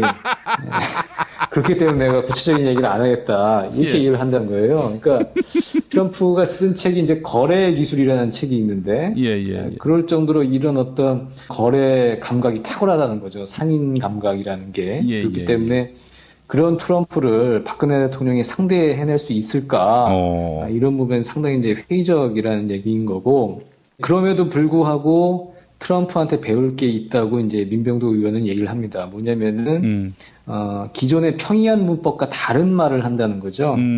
트럼프가 이제 어떤 변칙적인 얘기를 하는데 그게 사람들의 마음을 이제 움직였다는 거고, 그 더불어민주당도 배워야 되는 게 뭐냐면 지금 잠재적인 대선 주자들이 평이한 대답만 한다는 겁니다. 예를 들어서 법인세를 올리는 걸 이제 법인세 정상화라고 하는데, 이걸 예를 들어서 놀세와 일세를 구별하겠다. 그러니까 대기업들이 열심히 일하면서 버는 거는 세금을 깎아주는 대신에 놀면서 버는 거, 예를 들면 임대소득이라든지 부동산에 따른 수익이라든지 이런 놀세에 대해서는 과감하게 과세를 하겠다. 뭐 이런 식으로 조금 지금까지와 다른 국민들한테 팍팍 마음에 와닿는 말을 해야 하고, 트럼프는 그렇게 했기 때문에 대통령이 된 거다. 그러니까 지금 더불어민주당의 여러 대선 주자들도 그런 모범 답안을 내놓을 게 아니라 국민들 정말 피부에 와닿는 새로운 문법, 새로운 표현을 고민해야 되지 않을까, 이런 얘기를 했습니다. 민병두 의원이. 자, 그나저나 지금도 저희가 녹음하는 시각에 검색어 1위가 박지원, 이정현입니다. 이게 무슨 사연이 있습니까? 예, 그 이정현 새누리당 대표가 박지원 국민의당 비상대책위원장한테 문자를 보낸 게 있는데요. 그게 그 연합뉴스 카메라에 이제 잡혔습니다. 이른바 이제 충성 문자입니다. 충성 문자. 카메라에 잡힌 내용을 보면 정오께 이제 이루어진 대화인데, 박지원 비대위원장이 이렇게 얘기를 합니다. 그러니까 잘해, 이해하고, 알았어요, 이렇게 얘기를 하니까 이정현 대표가 충성 장관님 사랑합니다, 충성, 이렇게 보냅니다. 장관님이라고 부르나 봐요. 예전에 저 DJ 시절에 장관을 했는데 박지원 원내대표를 장관님이라고 부르는 것 같고, 이게 충성 막 하니까 박지원 원내대표가 또 이렇게 얘기합니다. 나에게 충성 말고 대통령 잘 모셔. 왜 하필 어제 우리를 그렇게 심하게 조지시면 아침 조간 보고 우리 의원들 좋겠어요. 확 분위기 돌았어요. 이렇게 얘기를 합니다. 그러니까 아마 어제 국민의당이 중앙위 회의에서 대통령 퇴진을 당론으로 모으지 않았습니까? 예. 그 부분에 대해서 아마 이정현 대표가 이제 비판한 것에 대해서 박지원 원내대표가 또 이제 불만을 이제 나타낸 것 같고 또 이렇게 이제 넌지시 불만을 나타내니까 이정현 대표가 이해합니다. 장관님 죄송합니다. 이렇게 이제 서로 이제 대화가 오간 거거든요. 예. 그래서 이제 그 이정현 대표의 박지원 위원장을 향한 이제 충성 문자인데 제가 본 이 기사에서는 이정현 대표의 전화번호가 지워져 있는데 아마 처음에 올라간 기사에는 이 전화번호가 그대로 노출이 됐나 봐요. 010 뭐 땡땡땡땡땡 뭐 이렇게 해서 그래서 지금 그 이정현 대표의 핸드폰으로 지금 충성하는 그 문자가 쇄도하고 있다고 합니다. 그렇군요. 예. 그래서 뭐 그 정도 벌은 받아야 되지 않을까 싶네요. 아주 좋네요. 국민들로부터 충성서약을 받는 거 좋은 거죠, 뭐. 국민들한테 충성서약 받는 거죠. 그렇죠. 영광으로 알아야죠. 예, 이건 참 우리 이정현 대표 보면서 참 정치를 저렇게도 할 수 있구나라는 생각도 듭니다만은, 근데 또 이런 불편함도 있습니다. 박지원 비상대책위원회 대표가 날선 이야기를 하지만 물 밑에선 또 이렇게 새누리당하고 교류가 있는 것 아닌가. 그렇죠. 이 무슨 꿍꿍이로 도대체 또 저렇게 또 막 구워 삶으려고 하는 건지 좀 걱정도 되고 좀 그런 상황이네요. 예. 싸울 때는 진짜 싸우는 것처럼 하는 정도가 아니라 진짜 싸워야지. 싸우는 척한다. 이런 이미지를 주면은 그거 완전히 그 야당으로서 진정성을 의심받게 되겠죠. 예, 알겠습니다. 김태규 기자님 한 주 동안 고생하셨고 내일 또 역사의 도도한 흐름이 어떻게 전개될지 함께 지켜보시죠. 예, 알겠습니다. 예, 고맙습니다. 예, 감사합니다. 정말 맛있다. 이 말 한마디면 모든 게 설명됩니다. 30년 전통 자연의 이로움을 담은 김치, 이담채 김치. 1544-4586 1544-4586 술자리 많은 요즘 3차까지 달린 당신을 위한 필수품 전창걸의 새싹 땅콩차. 이제 속쓰림은 잊으세요. 070-8635-1288 070-8635-1288 참치의 맛은 좋은 참치가 좌우합니다. 구이동 대양 참치가 그렇습니다. 무한 리필에 더한 무한 감동. 직접 경험해보세요. 구이동 대양 참치 02455-8087 3D 실물 피규어 그리고 수공예품을 제작해드리는 전문 쇼핑몰 메이드 바이어스. 사진만 보내주세요. 나만의 피규어를 제작해드립니다. madebias.co.kr을 입력하세요. 뉴스가 쉽다. 뉴스가 즐겁다. 뉴스가 알차다. 왜냐고요? 김용민 브리핑이니까요. 일부에서 주장하는 방송 장악은 그것을 할 의도도 전혀 없고 법적으로도 불가능합니다. 우리 공동체가 꼭 알아야 할 뉴스. 여러분의 뉴스 보좌관 김용민이 챙겨드립니다.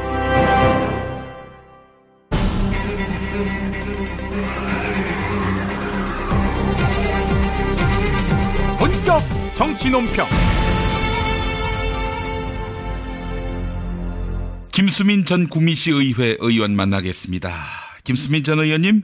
네, 김용민 브리핑에서 위장 전업을 하고 있는 김수민입니다. 위장 전업.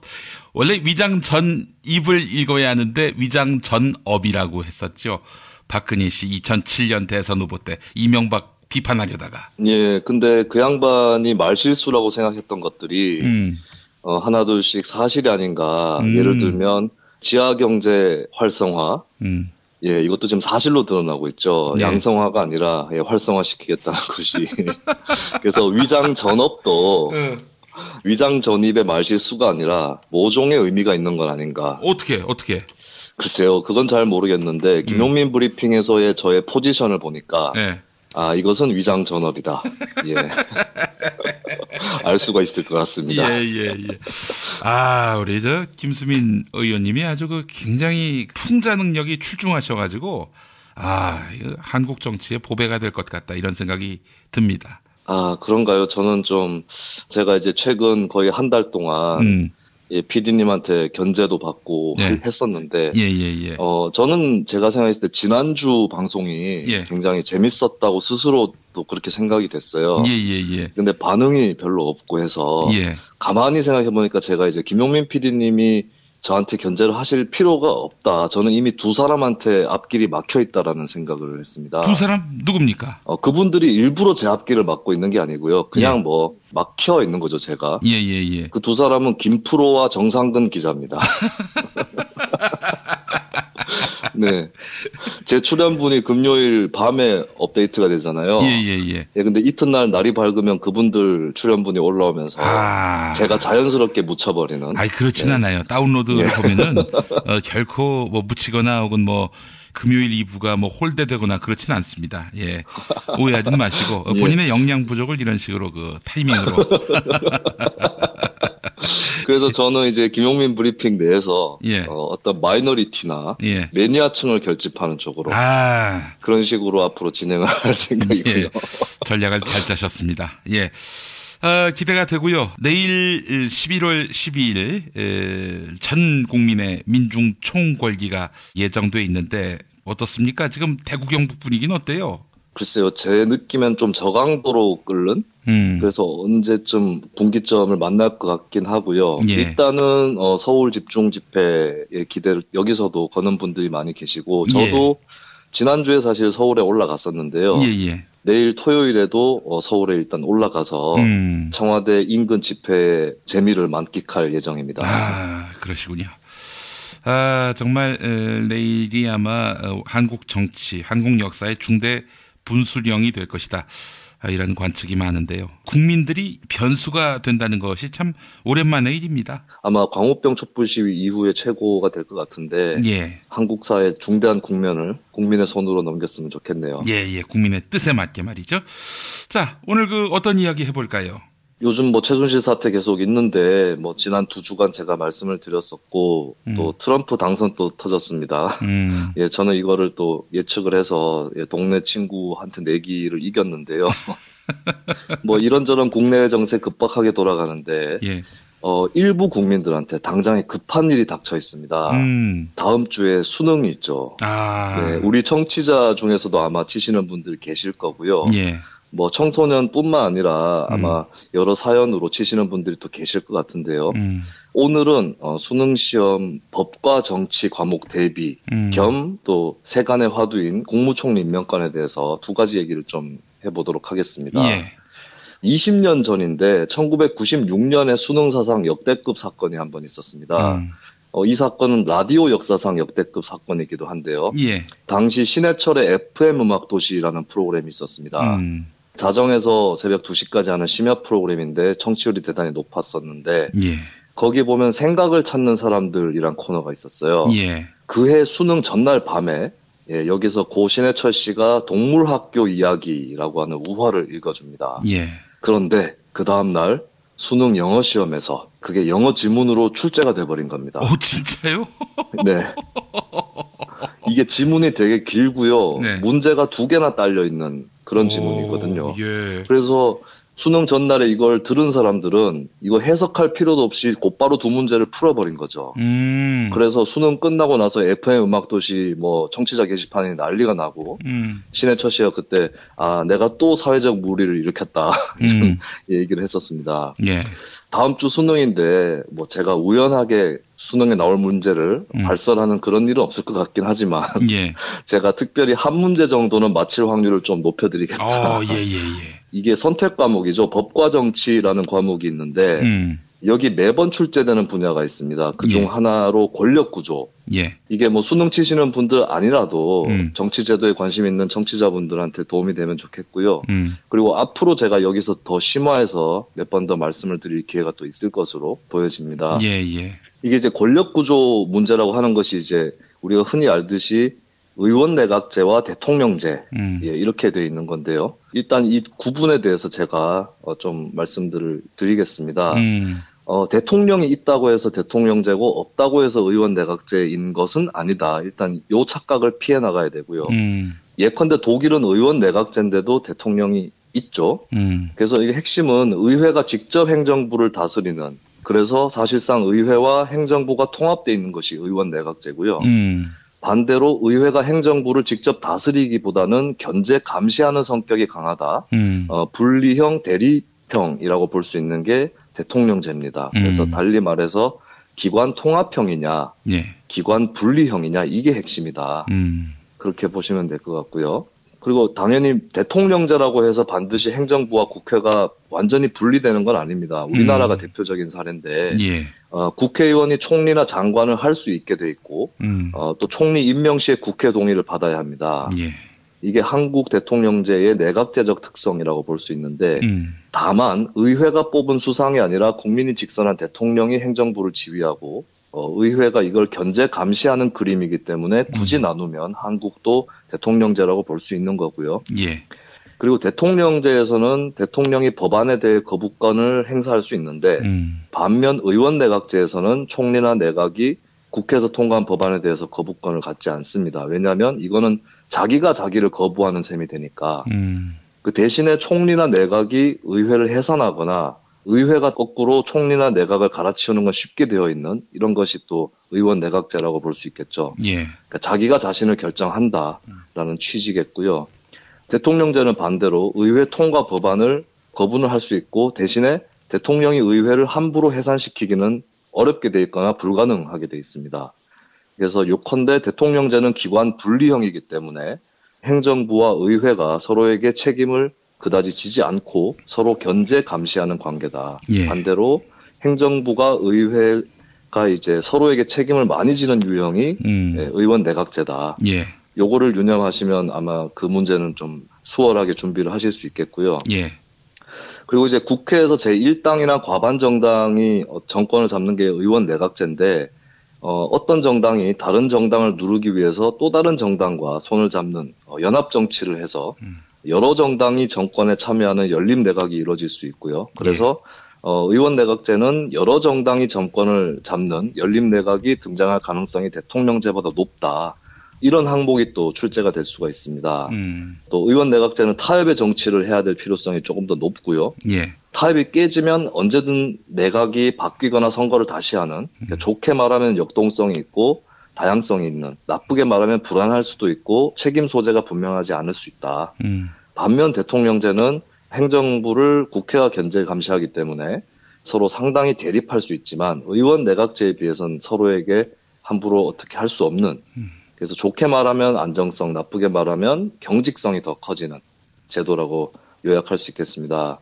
그 마지막으로 특징이 의원 내각제는 정당이 집권을 하는 개념에 가깝고 대통령제는 인물이 대통령이 돼서 집권하는 거에 가깝기 때문에 아무래도 의원 내각제는 정당 정치 수업을 많이 거친 사람이 정당의 당수가 되고 수상이 되고 그러기 쉽다면 대통령제는 한 번에 올라설 수 있는, 그러니까 정치권의 아웃사이더, 요번에 당선된 트럼프나 우리나라 이명박 같은, 또 노무현 같은, 오바마 같은 이런 사람들이 뭐 사회 경제적으로는 트럼프나 이명박은 사실 완전히 주류죠. 아웃사이더라고 얘기하는 것도 좀 우습긴 한데 정당 정치에서는 비껴서 있던 사람들인데 이런 사람들이 또 당선되기 쉬운 것이 대통령제다.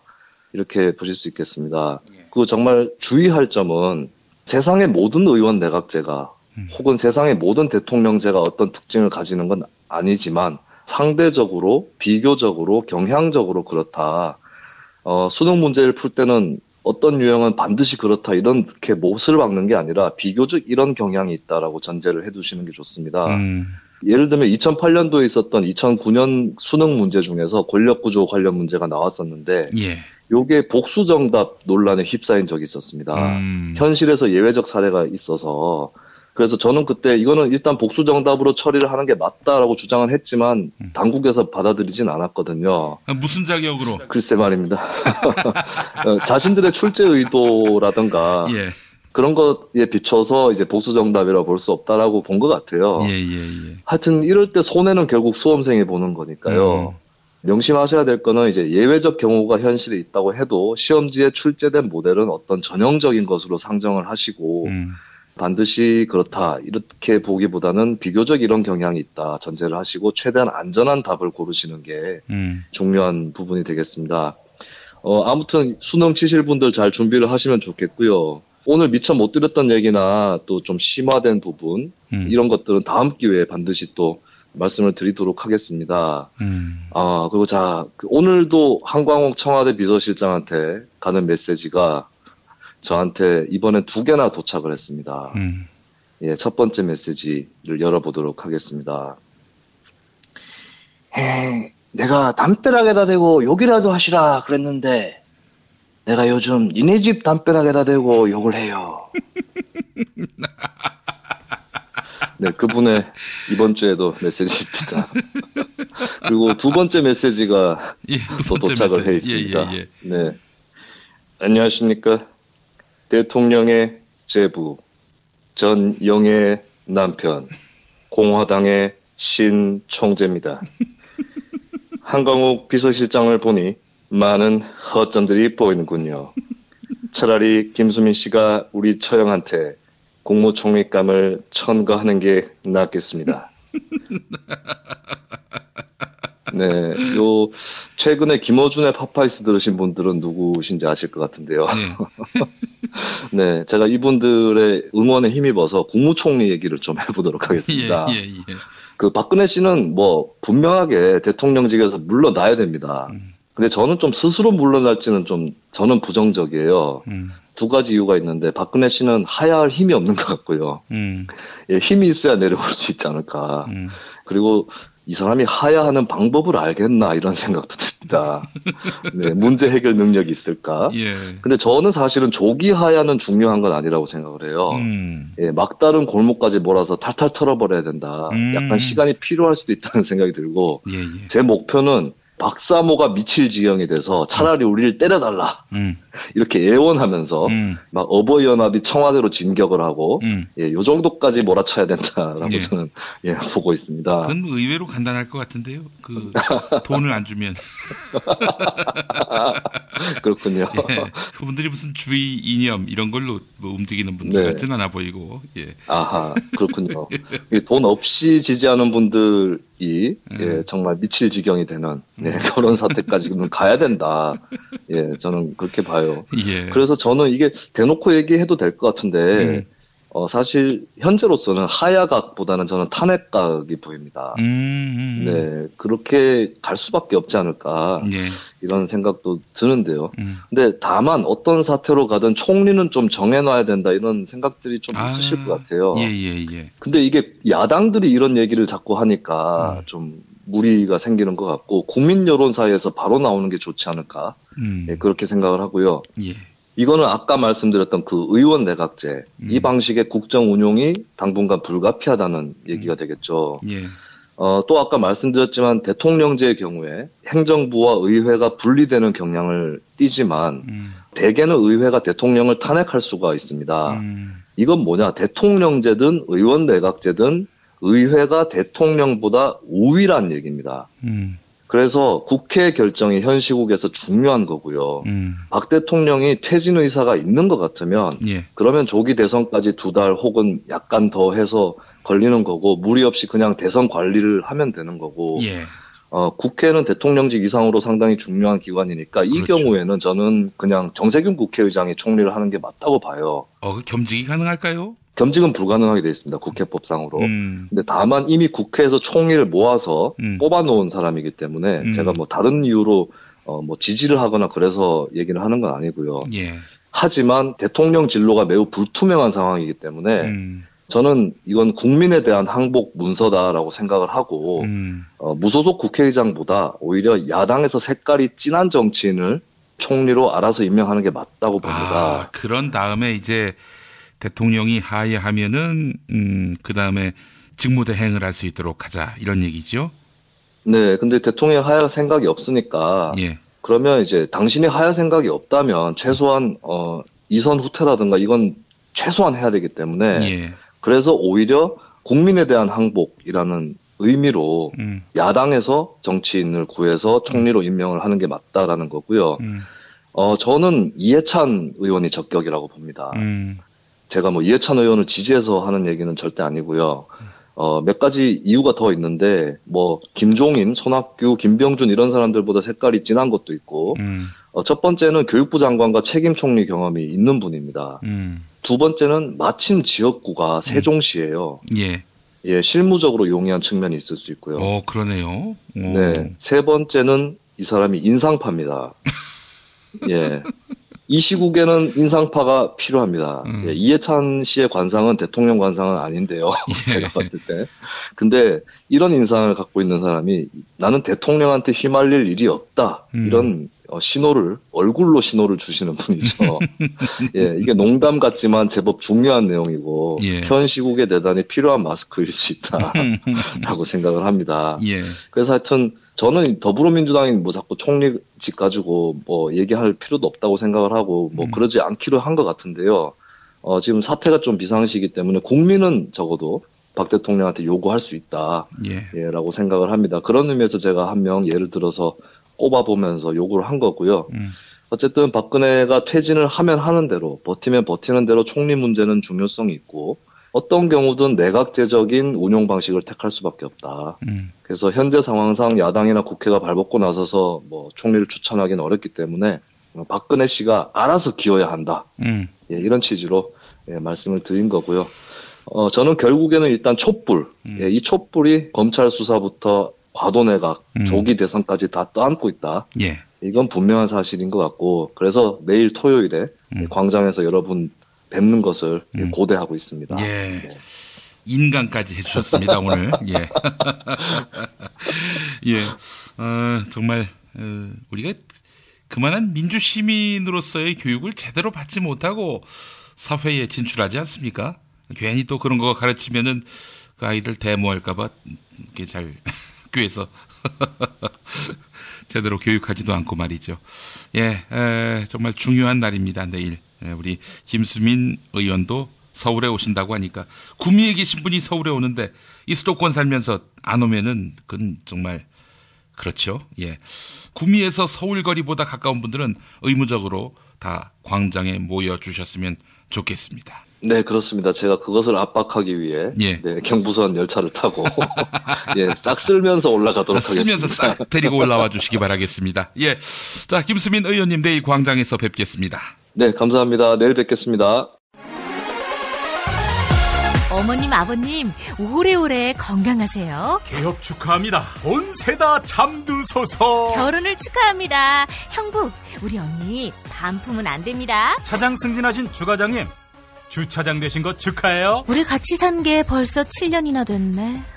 썩 짜릿했던 시간이었어. 태어나서 처음으로 여자에게 보내는 꽃이야. 너랑 닮은 꽃. 생일 축하해. 사랑과 축하, 위로가 있는 곳에 좋은 사람과 플라워. 1566-0263 1566-0263입니다. 생활인을 위한 꿀팁. 집 두 채에 월 10,000원 화재보험 카페. 화재 배상, 심지어 도난 피해까지. 여기에 더해 가전제품 고장 수리비까지. 우와, 우리 집 말고 부모님 집까지 두 집에 월 10,000원이라고요? 식당, 노래방, 임용실 같은 상가와 숙박업소, 사무실, 공장, 창고, 목조주택까지 모든 업종의 화재보험과 배상 책임보험도 상담해드립니다. 02849-9730 연중 무휴라 언제든 02849-9730. 지금처럼 사는 게 싫습니까? 전복을 원하십니까? 그렇다면 와우 전복을 드십시오. 와우! 전복을 먹으면 입맛 잃고 무기력했던 삶이 전복되고 시름시름하던 몸 상태가 전복됩니다. 답답하십니까? 전복하세요. 100% 완도에서 잡은 전복 중에 전복. 와우 전복. 한 번 맛보면 또 찾게 되는 와우 전복. 네이버에서 와우 전복, 전화번호는 010-2443-0818. 아들아, 에그타르트 사왔다. 네? 에그타르트가 뭐예요? 계란빵. 근데 정말 맛있어. 먹어봐. 그럼 먹어볼게요. 그치, 맛있지? 아빠, 이거 어디서 샀어요? 응, 일산 현대백화점과 함께 있는 레이킨스몰에서 샀지. 영화도 보고 쇼핑도 하고 에그타르트도 먹고 커피도 딱 내 스타일이야. 타르트팜 킨텍스점, 일산 레이킨스몰 154호, 일산 전 지역 배달 가능하고 돌잔치, 결혼식 등 답례품에도 에그타르트 정말 좋습니다. 단 수도권만 배송 가능해요. 문의전화 031-923-2995, 검색창에 타르트팜 킨텍스점. 6살 하늘이 밥을 잘 안 먹어요. 그런데 이때 택배입니다. 연지연 곰탕이 배달됐어요. 직접 도끼로 팬 장작불 위에 한우 사골과 도가니를 가마솥에 한가득 넣고 24시간 끓인 진구 연지연 곰탕이 하늘이 입에 들어가는 순간, 아, 맛있다. 엄마 한 그릇 더 주세요. 조미료 같은 첨가물이 전혀 들어가지 않아 엄마의 기쁨은 더하답니다. 7팩 이상 무료 배송합니다. 주문 전화는 010-7252-1114, 010-7252-1114. 오늘을 읽는 책, 문학평론가인 국민대학교 국문학과 정선태 교수와 함께합니다. 정선태 교수님 만나겠습니다. 교수님. 네, 안녕하세요. 예, 지난 금요일 또 지난주 금요일 내일 광장에서 뵙겠다, 이런 말씀을 나눴던 것이 바로 그제 어제 같은데 벌써 또 금요일입니다. 예, 그러게 말입니다. 아주 가파르게 지나가는 시간, 바로 역사를 살고 있는 것 같습니다. 저희가 너무 토요일을 기다렸던 것이 아닌가 하는 생각도 들고요. 그러게요. 예. 자, 교수님, 시가 있는 금요일입니다. 네, 오늘은 제가 얘기 많이 하지 않고 시 몇 편 읽어드리겠습니다. 예. 오늘은 정호승이라는 시인의 새벽 편지 중에서 몇 편을 같이 보도록 하겠습니다. 예. 예, 정호승 시인은 좋아하시는 분이 많으실 줄 압니다. 예. 슬픔이 기쁨에게, 그리고 외로우니까 사람이다. 네. 별들은 따뜻하다 하는 그 시집, 아름다운 시집들이 참 많고요. 예. 정말 깊이도 있고 따뜻한 동화들도 많이 있고, 산문집도 좋은 산문집이 많이 있습니다. 그 중에 제가 오늘 고른 건 1987년에 초판이 나온 새벽 편지입니다.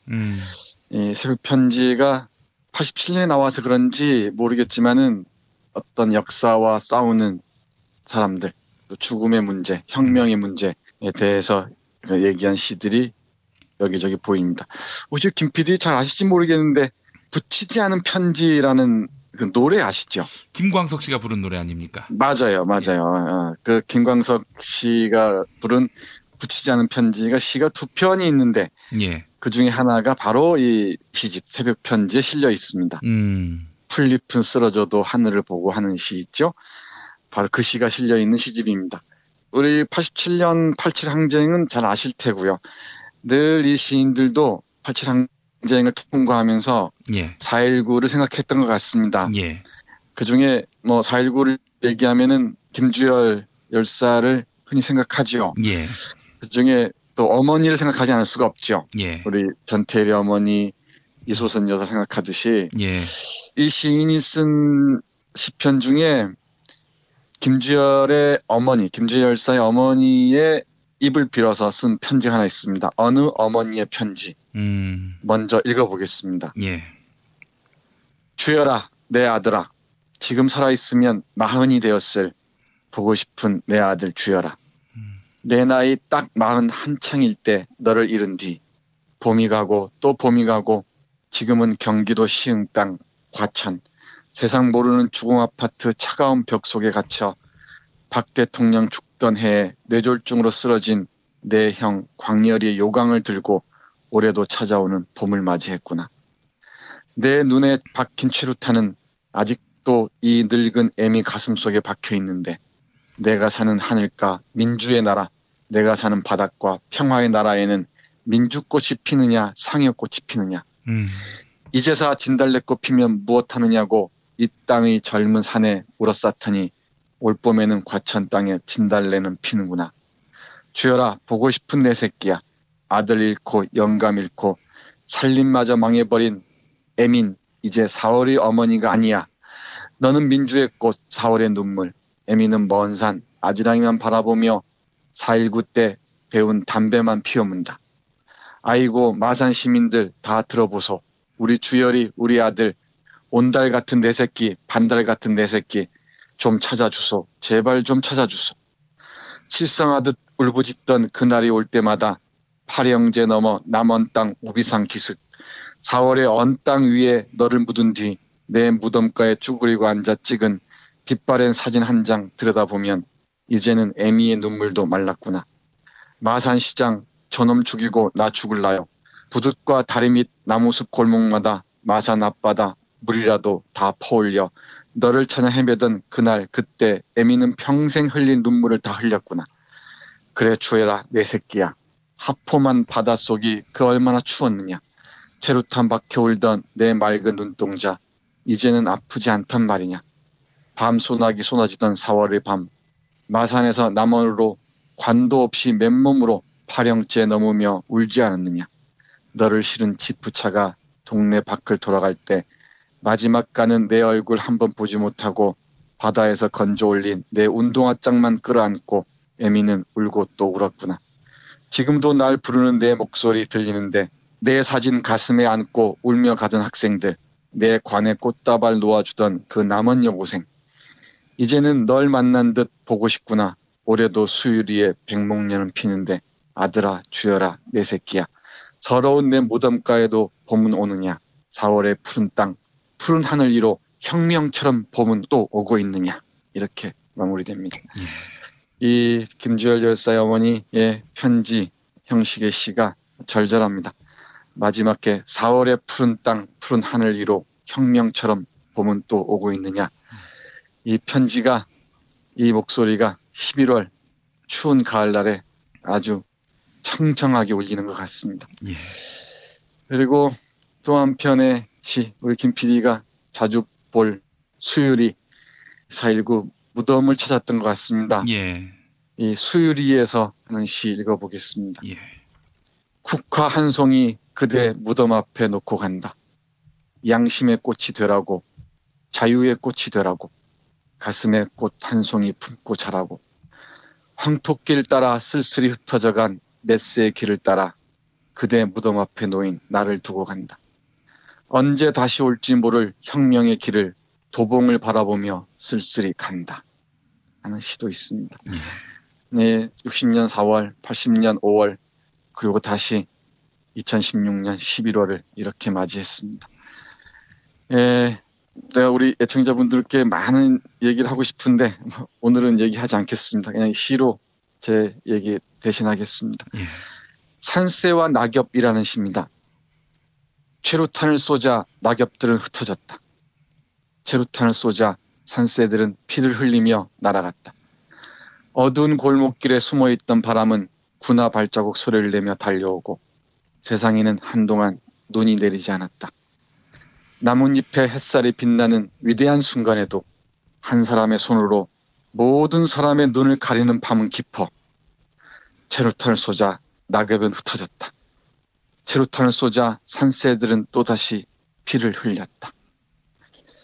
우리의 현대사가, 우리의 민주주의가 이렇게 간신히 한 사람의 손으로 모든 사람의 눈을 가리는 깊은 밤에 최루탄을 맞으면서 눈물을 흘리면서 이렇게 지켜온 민주주의인데 그 민주주의가 이렇게 망가지는 마당에 우리가 가만히 있을 수 있겠습니까? 내일 또 광장에서 여러분을 만나길 기대하면서 붙이지 않은 편지입니다. 이 편지가 많은 애청자들의 가슴에 닿길 바라면서 읽어드리겠습니다. 교수님, 네. 붙이지 않은 편지는 어떤 대상을 상정해 놓고 쓴 시입니까?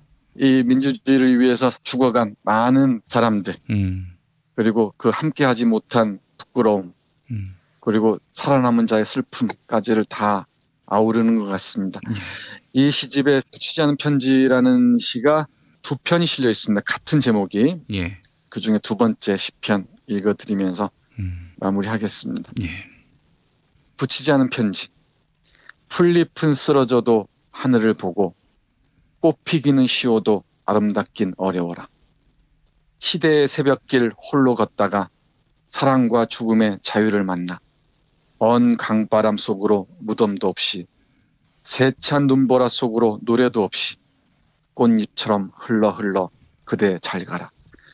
그대 눈물 이제 곧 강물 되리니 그대 사랑 이제 곧 노래 되리니 산을 입에 물고 나는 눈물의 작은 새여 뒤돌아보지 말고 그대 잘 가라 하는 시입니다. 네, 이 편지가 민주주의를 위해서 목숨을 바치고 사라진 모든 사람들에게 부끄럽지 않은 우리 시대의 또 다른 편지가 되었으면 하는 바람에서 읽어드렸습니다. 예, 교수님 내일 광장에서 뵙겠습니다. 네, 우리 애청자 여러분, 많은 분들 내일 광장에서 뵙겠습니다. 고맙습니다.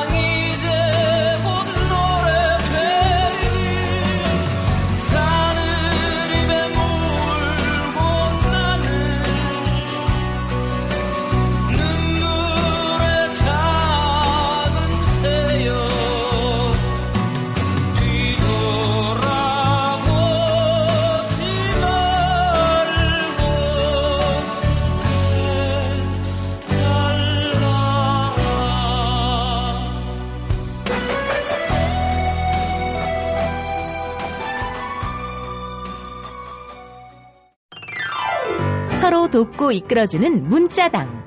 문자당이 문자당 샵을 열었어요. 중소상공인과 농업 생산자들을 위한 큰 장터. 아니 몇 개라고 그랬어? 2개, 3개. 남았으니까 그냥 서비스 하라. 하나는 공짜. 농민회와 여성연대 같은 사회단체들이 추천하고 문자당이 엄정하게 검증한 상품과 서비스를 온라인으로 판매해서 수익금의 일부는 각 단체에 기부하는 장. 협동, 자조, 상생회, 진보 열린 장터, 문자샵. 포털이나 SNS에서 문자당을 검색하세요. 대한민국 최초, 아니 은하계 최초의 잡놈 평전. 김어준 평전. 무식하지만 의리 만빵의 엄마. 노골적인 인종차별의 격분에 개싸움을 벌인 이탈리아 현지인. 한겨울 침낭 안에서 인류애적인 사랑을 나눈 유럽 여성. 그리고 전대미문의 사기꾼 MB까지. 김어준의 학교에는 참 많은 선생님이 있었죠. 자기가 언제 행복한지, 내 욕망이 뭔지, 내가 어떻게 생겨먹었는지 자기하고 대면을 해야 돼요. 그래서 내가 하고 싶은 걸 찾아야 됩니다. 누구의 눈치도 보지 말고 욕망의 주체가 돼서. 그리고 그 일을 그냥 해요. 은하계에 다시 없을 딱 한 사람 김어준. 김용민이 김어준을 9년간 관찰한 기록. 김어준 평전. 김어준 평전. 인터하우스에서 나왔습니다. 네, 매일 일부 코너지요. 뉴스 듣기 능력 평가.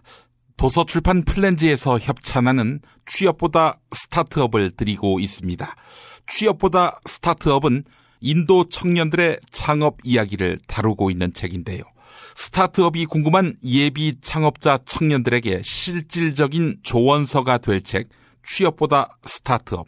여러분의 많은 관심 바라겠습니다. 자, 그리고 매주 금요일 정답자 가운데 한 분께 거제도 펜션 이용권 드리고 있는데요. 경남 거제시 장목면 율천 두모로 154-43 두모실 펜션, 검색창에 두모실 펜션을 찾아주시면 되겠습니다. 자, 뉴스 듣기 능력 평가 정답자입니다. 시코, 다음 침공은 어디에? 이런 다큐멘터리 영화를 만든 감독. 네, 일찌감치 트럼프의 당선을 예측했지요. 이 감독의 이름을 맞춰달라. 네, 이게 어제 문제였습니다. 정답은 마이클 무어 감독이었습니다. 쉼표 없는 우리님, 친구들아 함께하자. 새 역사의 주인인 우리가 새봄을 준비하자. 네, 이런 글을 남겨주셨습니다. 흰 동백의 꿈님, 그동안 지방에 산다는 핑계로 양심의 명령을 외면했습니다. 이번 주부터는 아이들과 함께 광화문 광장으로 갑니다. 네, 이번에는 어제 피박 퀴즈 정답자입니다. 세상에서 가장 맛있는 김치 이담채 김치와 유전자 변형 곡물과 화학 첨가물을 전혀 사용하지 않는 과자, 비어를 따다 구운 과자 받으실 분입니다. 최순실의 조카, 즉 최순득의 딸, 요즘 또 다른 비선실세로 떠오르고 있죠. 최순실 일가의 국내 자금을 관리한다고 알려진 이 사람의 이름을 맞히는 게 어제 문제였습니다. 정답은 장시호, 장유진. 네, 같은 사람이지요. 바람이 불면 그분이님, 박근혜가 하야하면 안 된다는 인간들, 당신들에게 대한민국의 주인은 누구입니까? 박근혜입니까? 아니면 또 다른 누구입니까? 네, 개망나니 C님, 정답은 장시호 맞히셨습니다. 박근혜를 끌어내리고 새누리당을 해체해야 합니다. 새누리당 국회의원 놈들은 쥐새끼들일 뿐입니다. 네, 격한 표현이지만 인용했습니다. 민심이 이러하니까요. 이종황의 허리디스크쇼로 이어가겠습니다.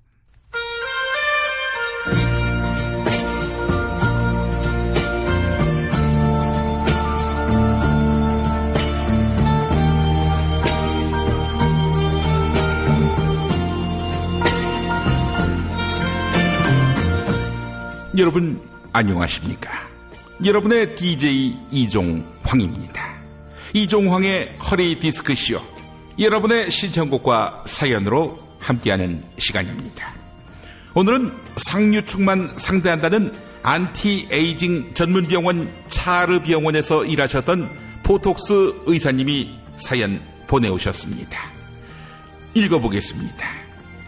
이 선생님 안녕하십니까?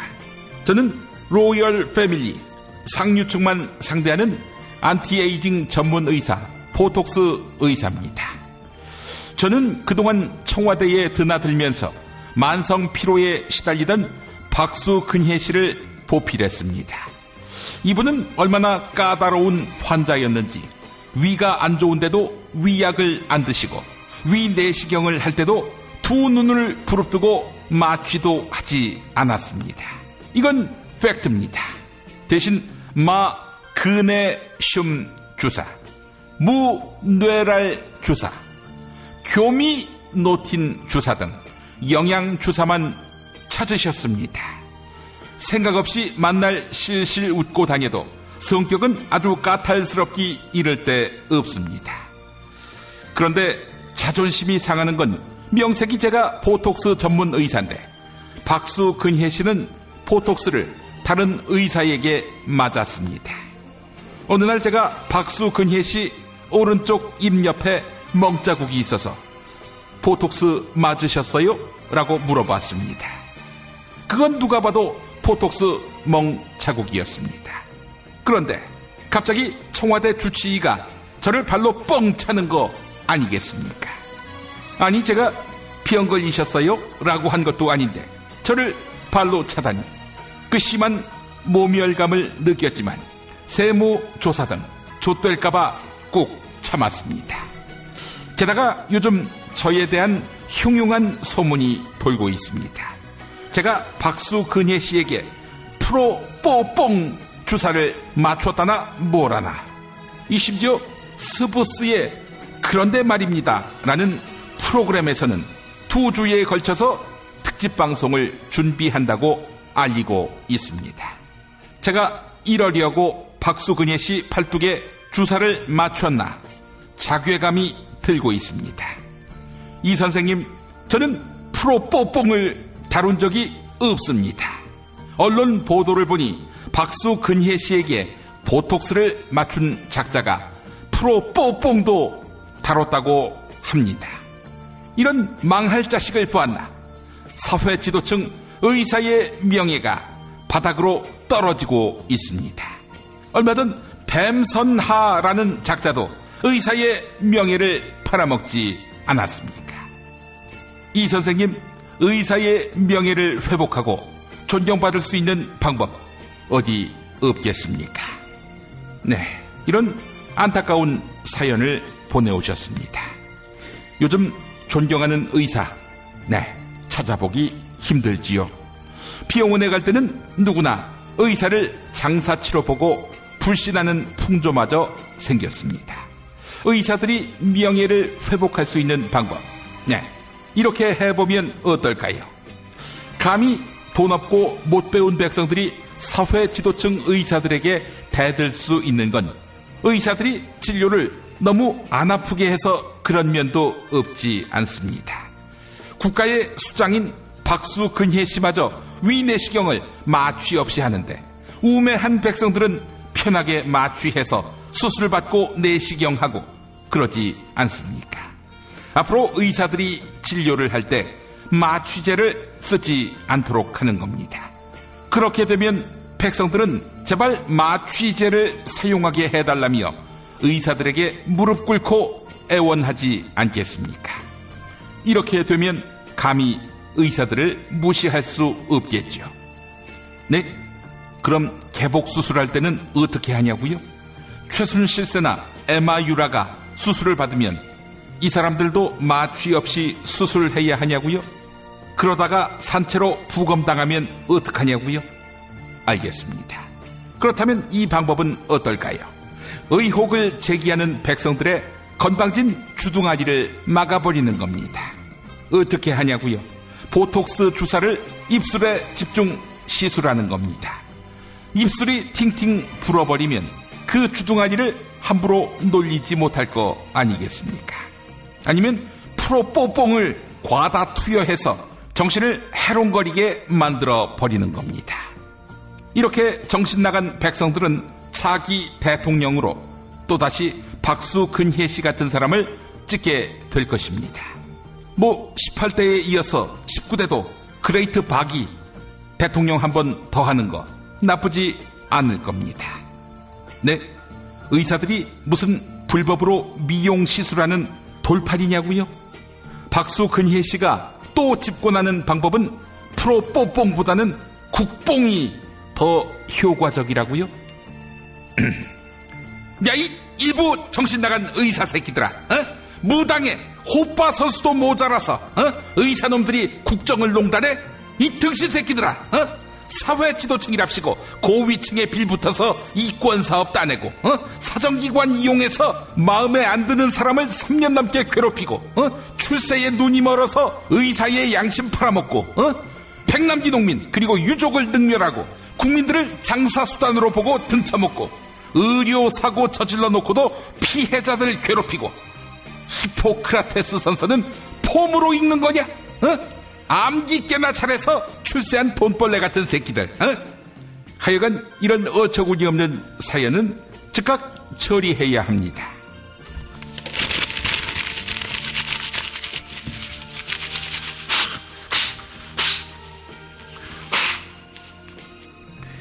여러분의 신청곡과 사연으로 함께하는 시간, 이종황의 허리 디스크쇼. 네, 프로뽀뽕으로 정신없는 일부, 아주 극히 일부인 의사들에게 이 노래 보내드립니다. 가수 김용임이 부르는 의사 선생님.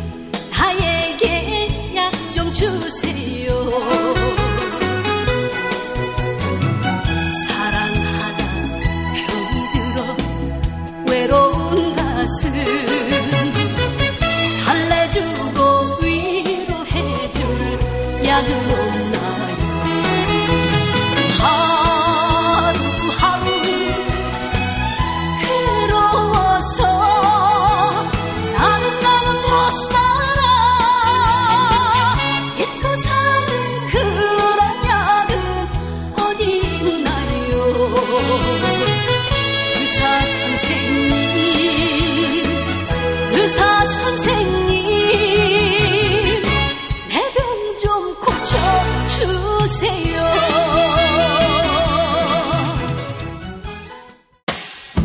김용민 브리핑과 함께한 시간 어떠셨어요?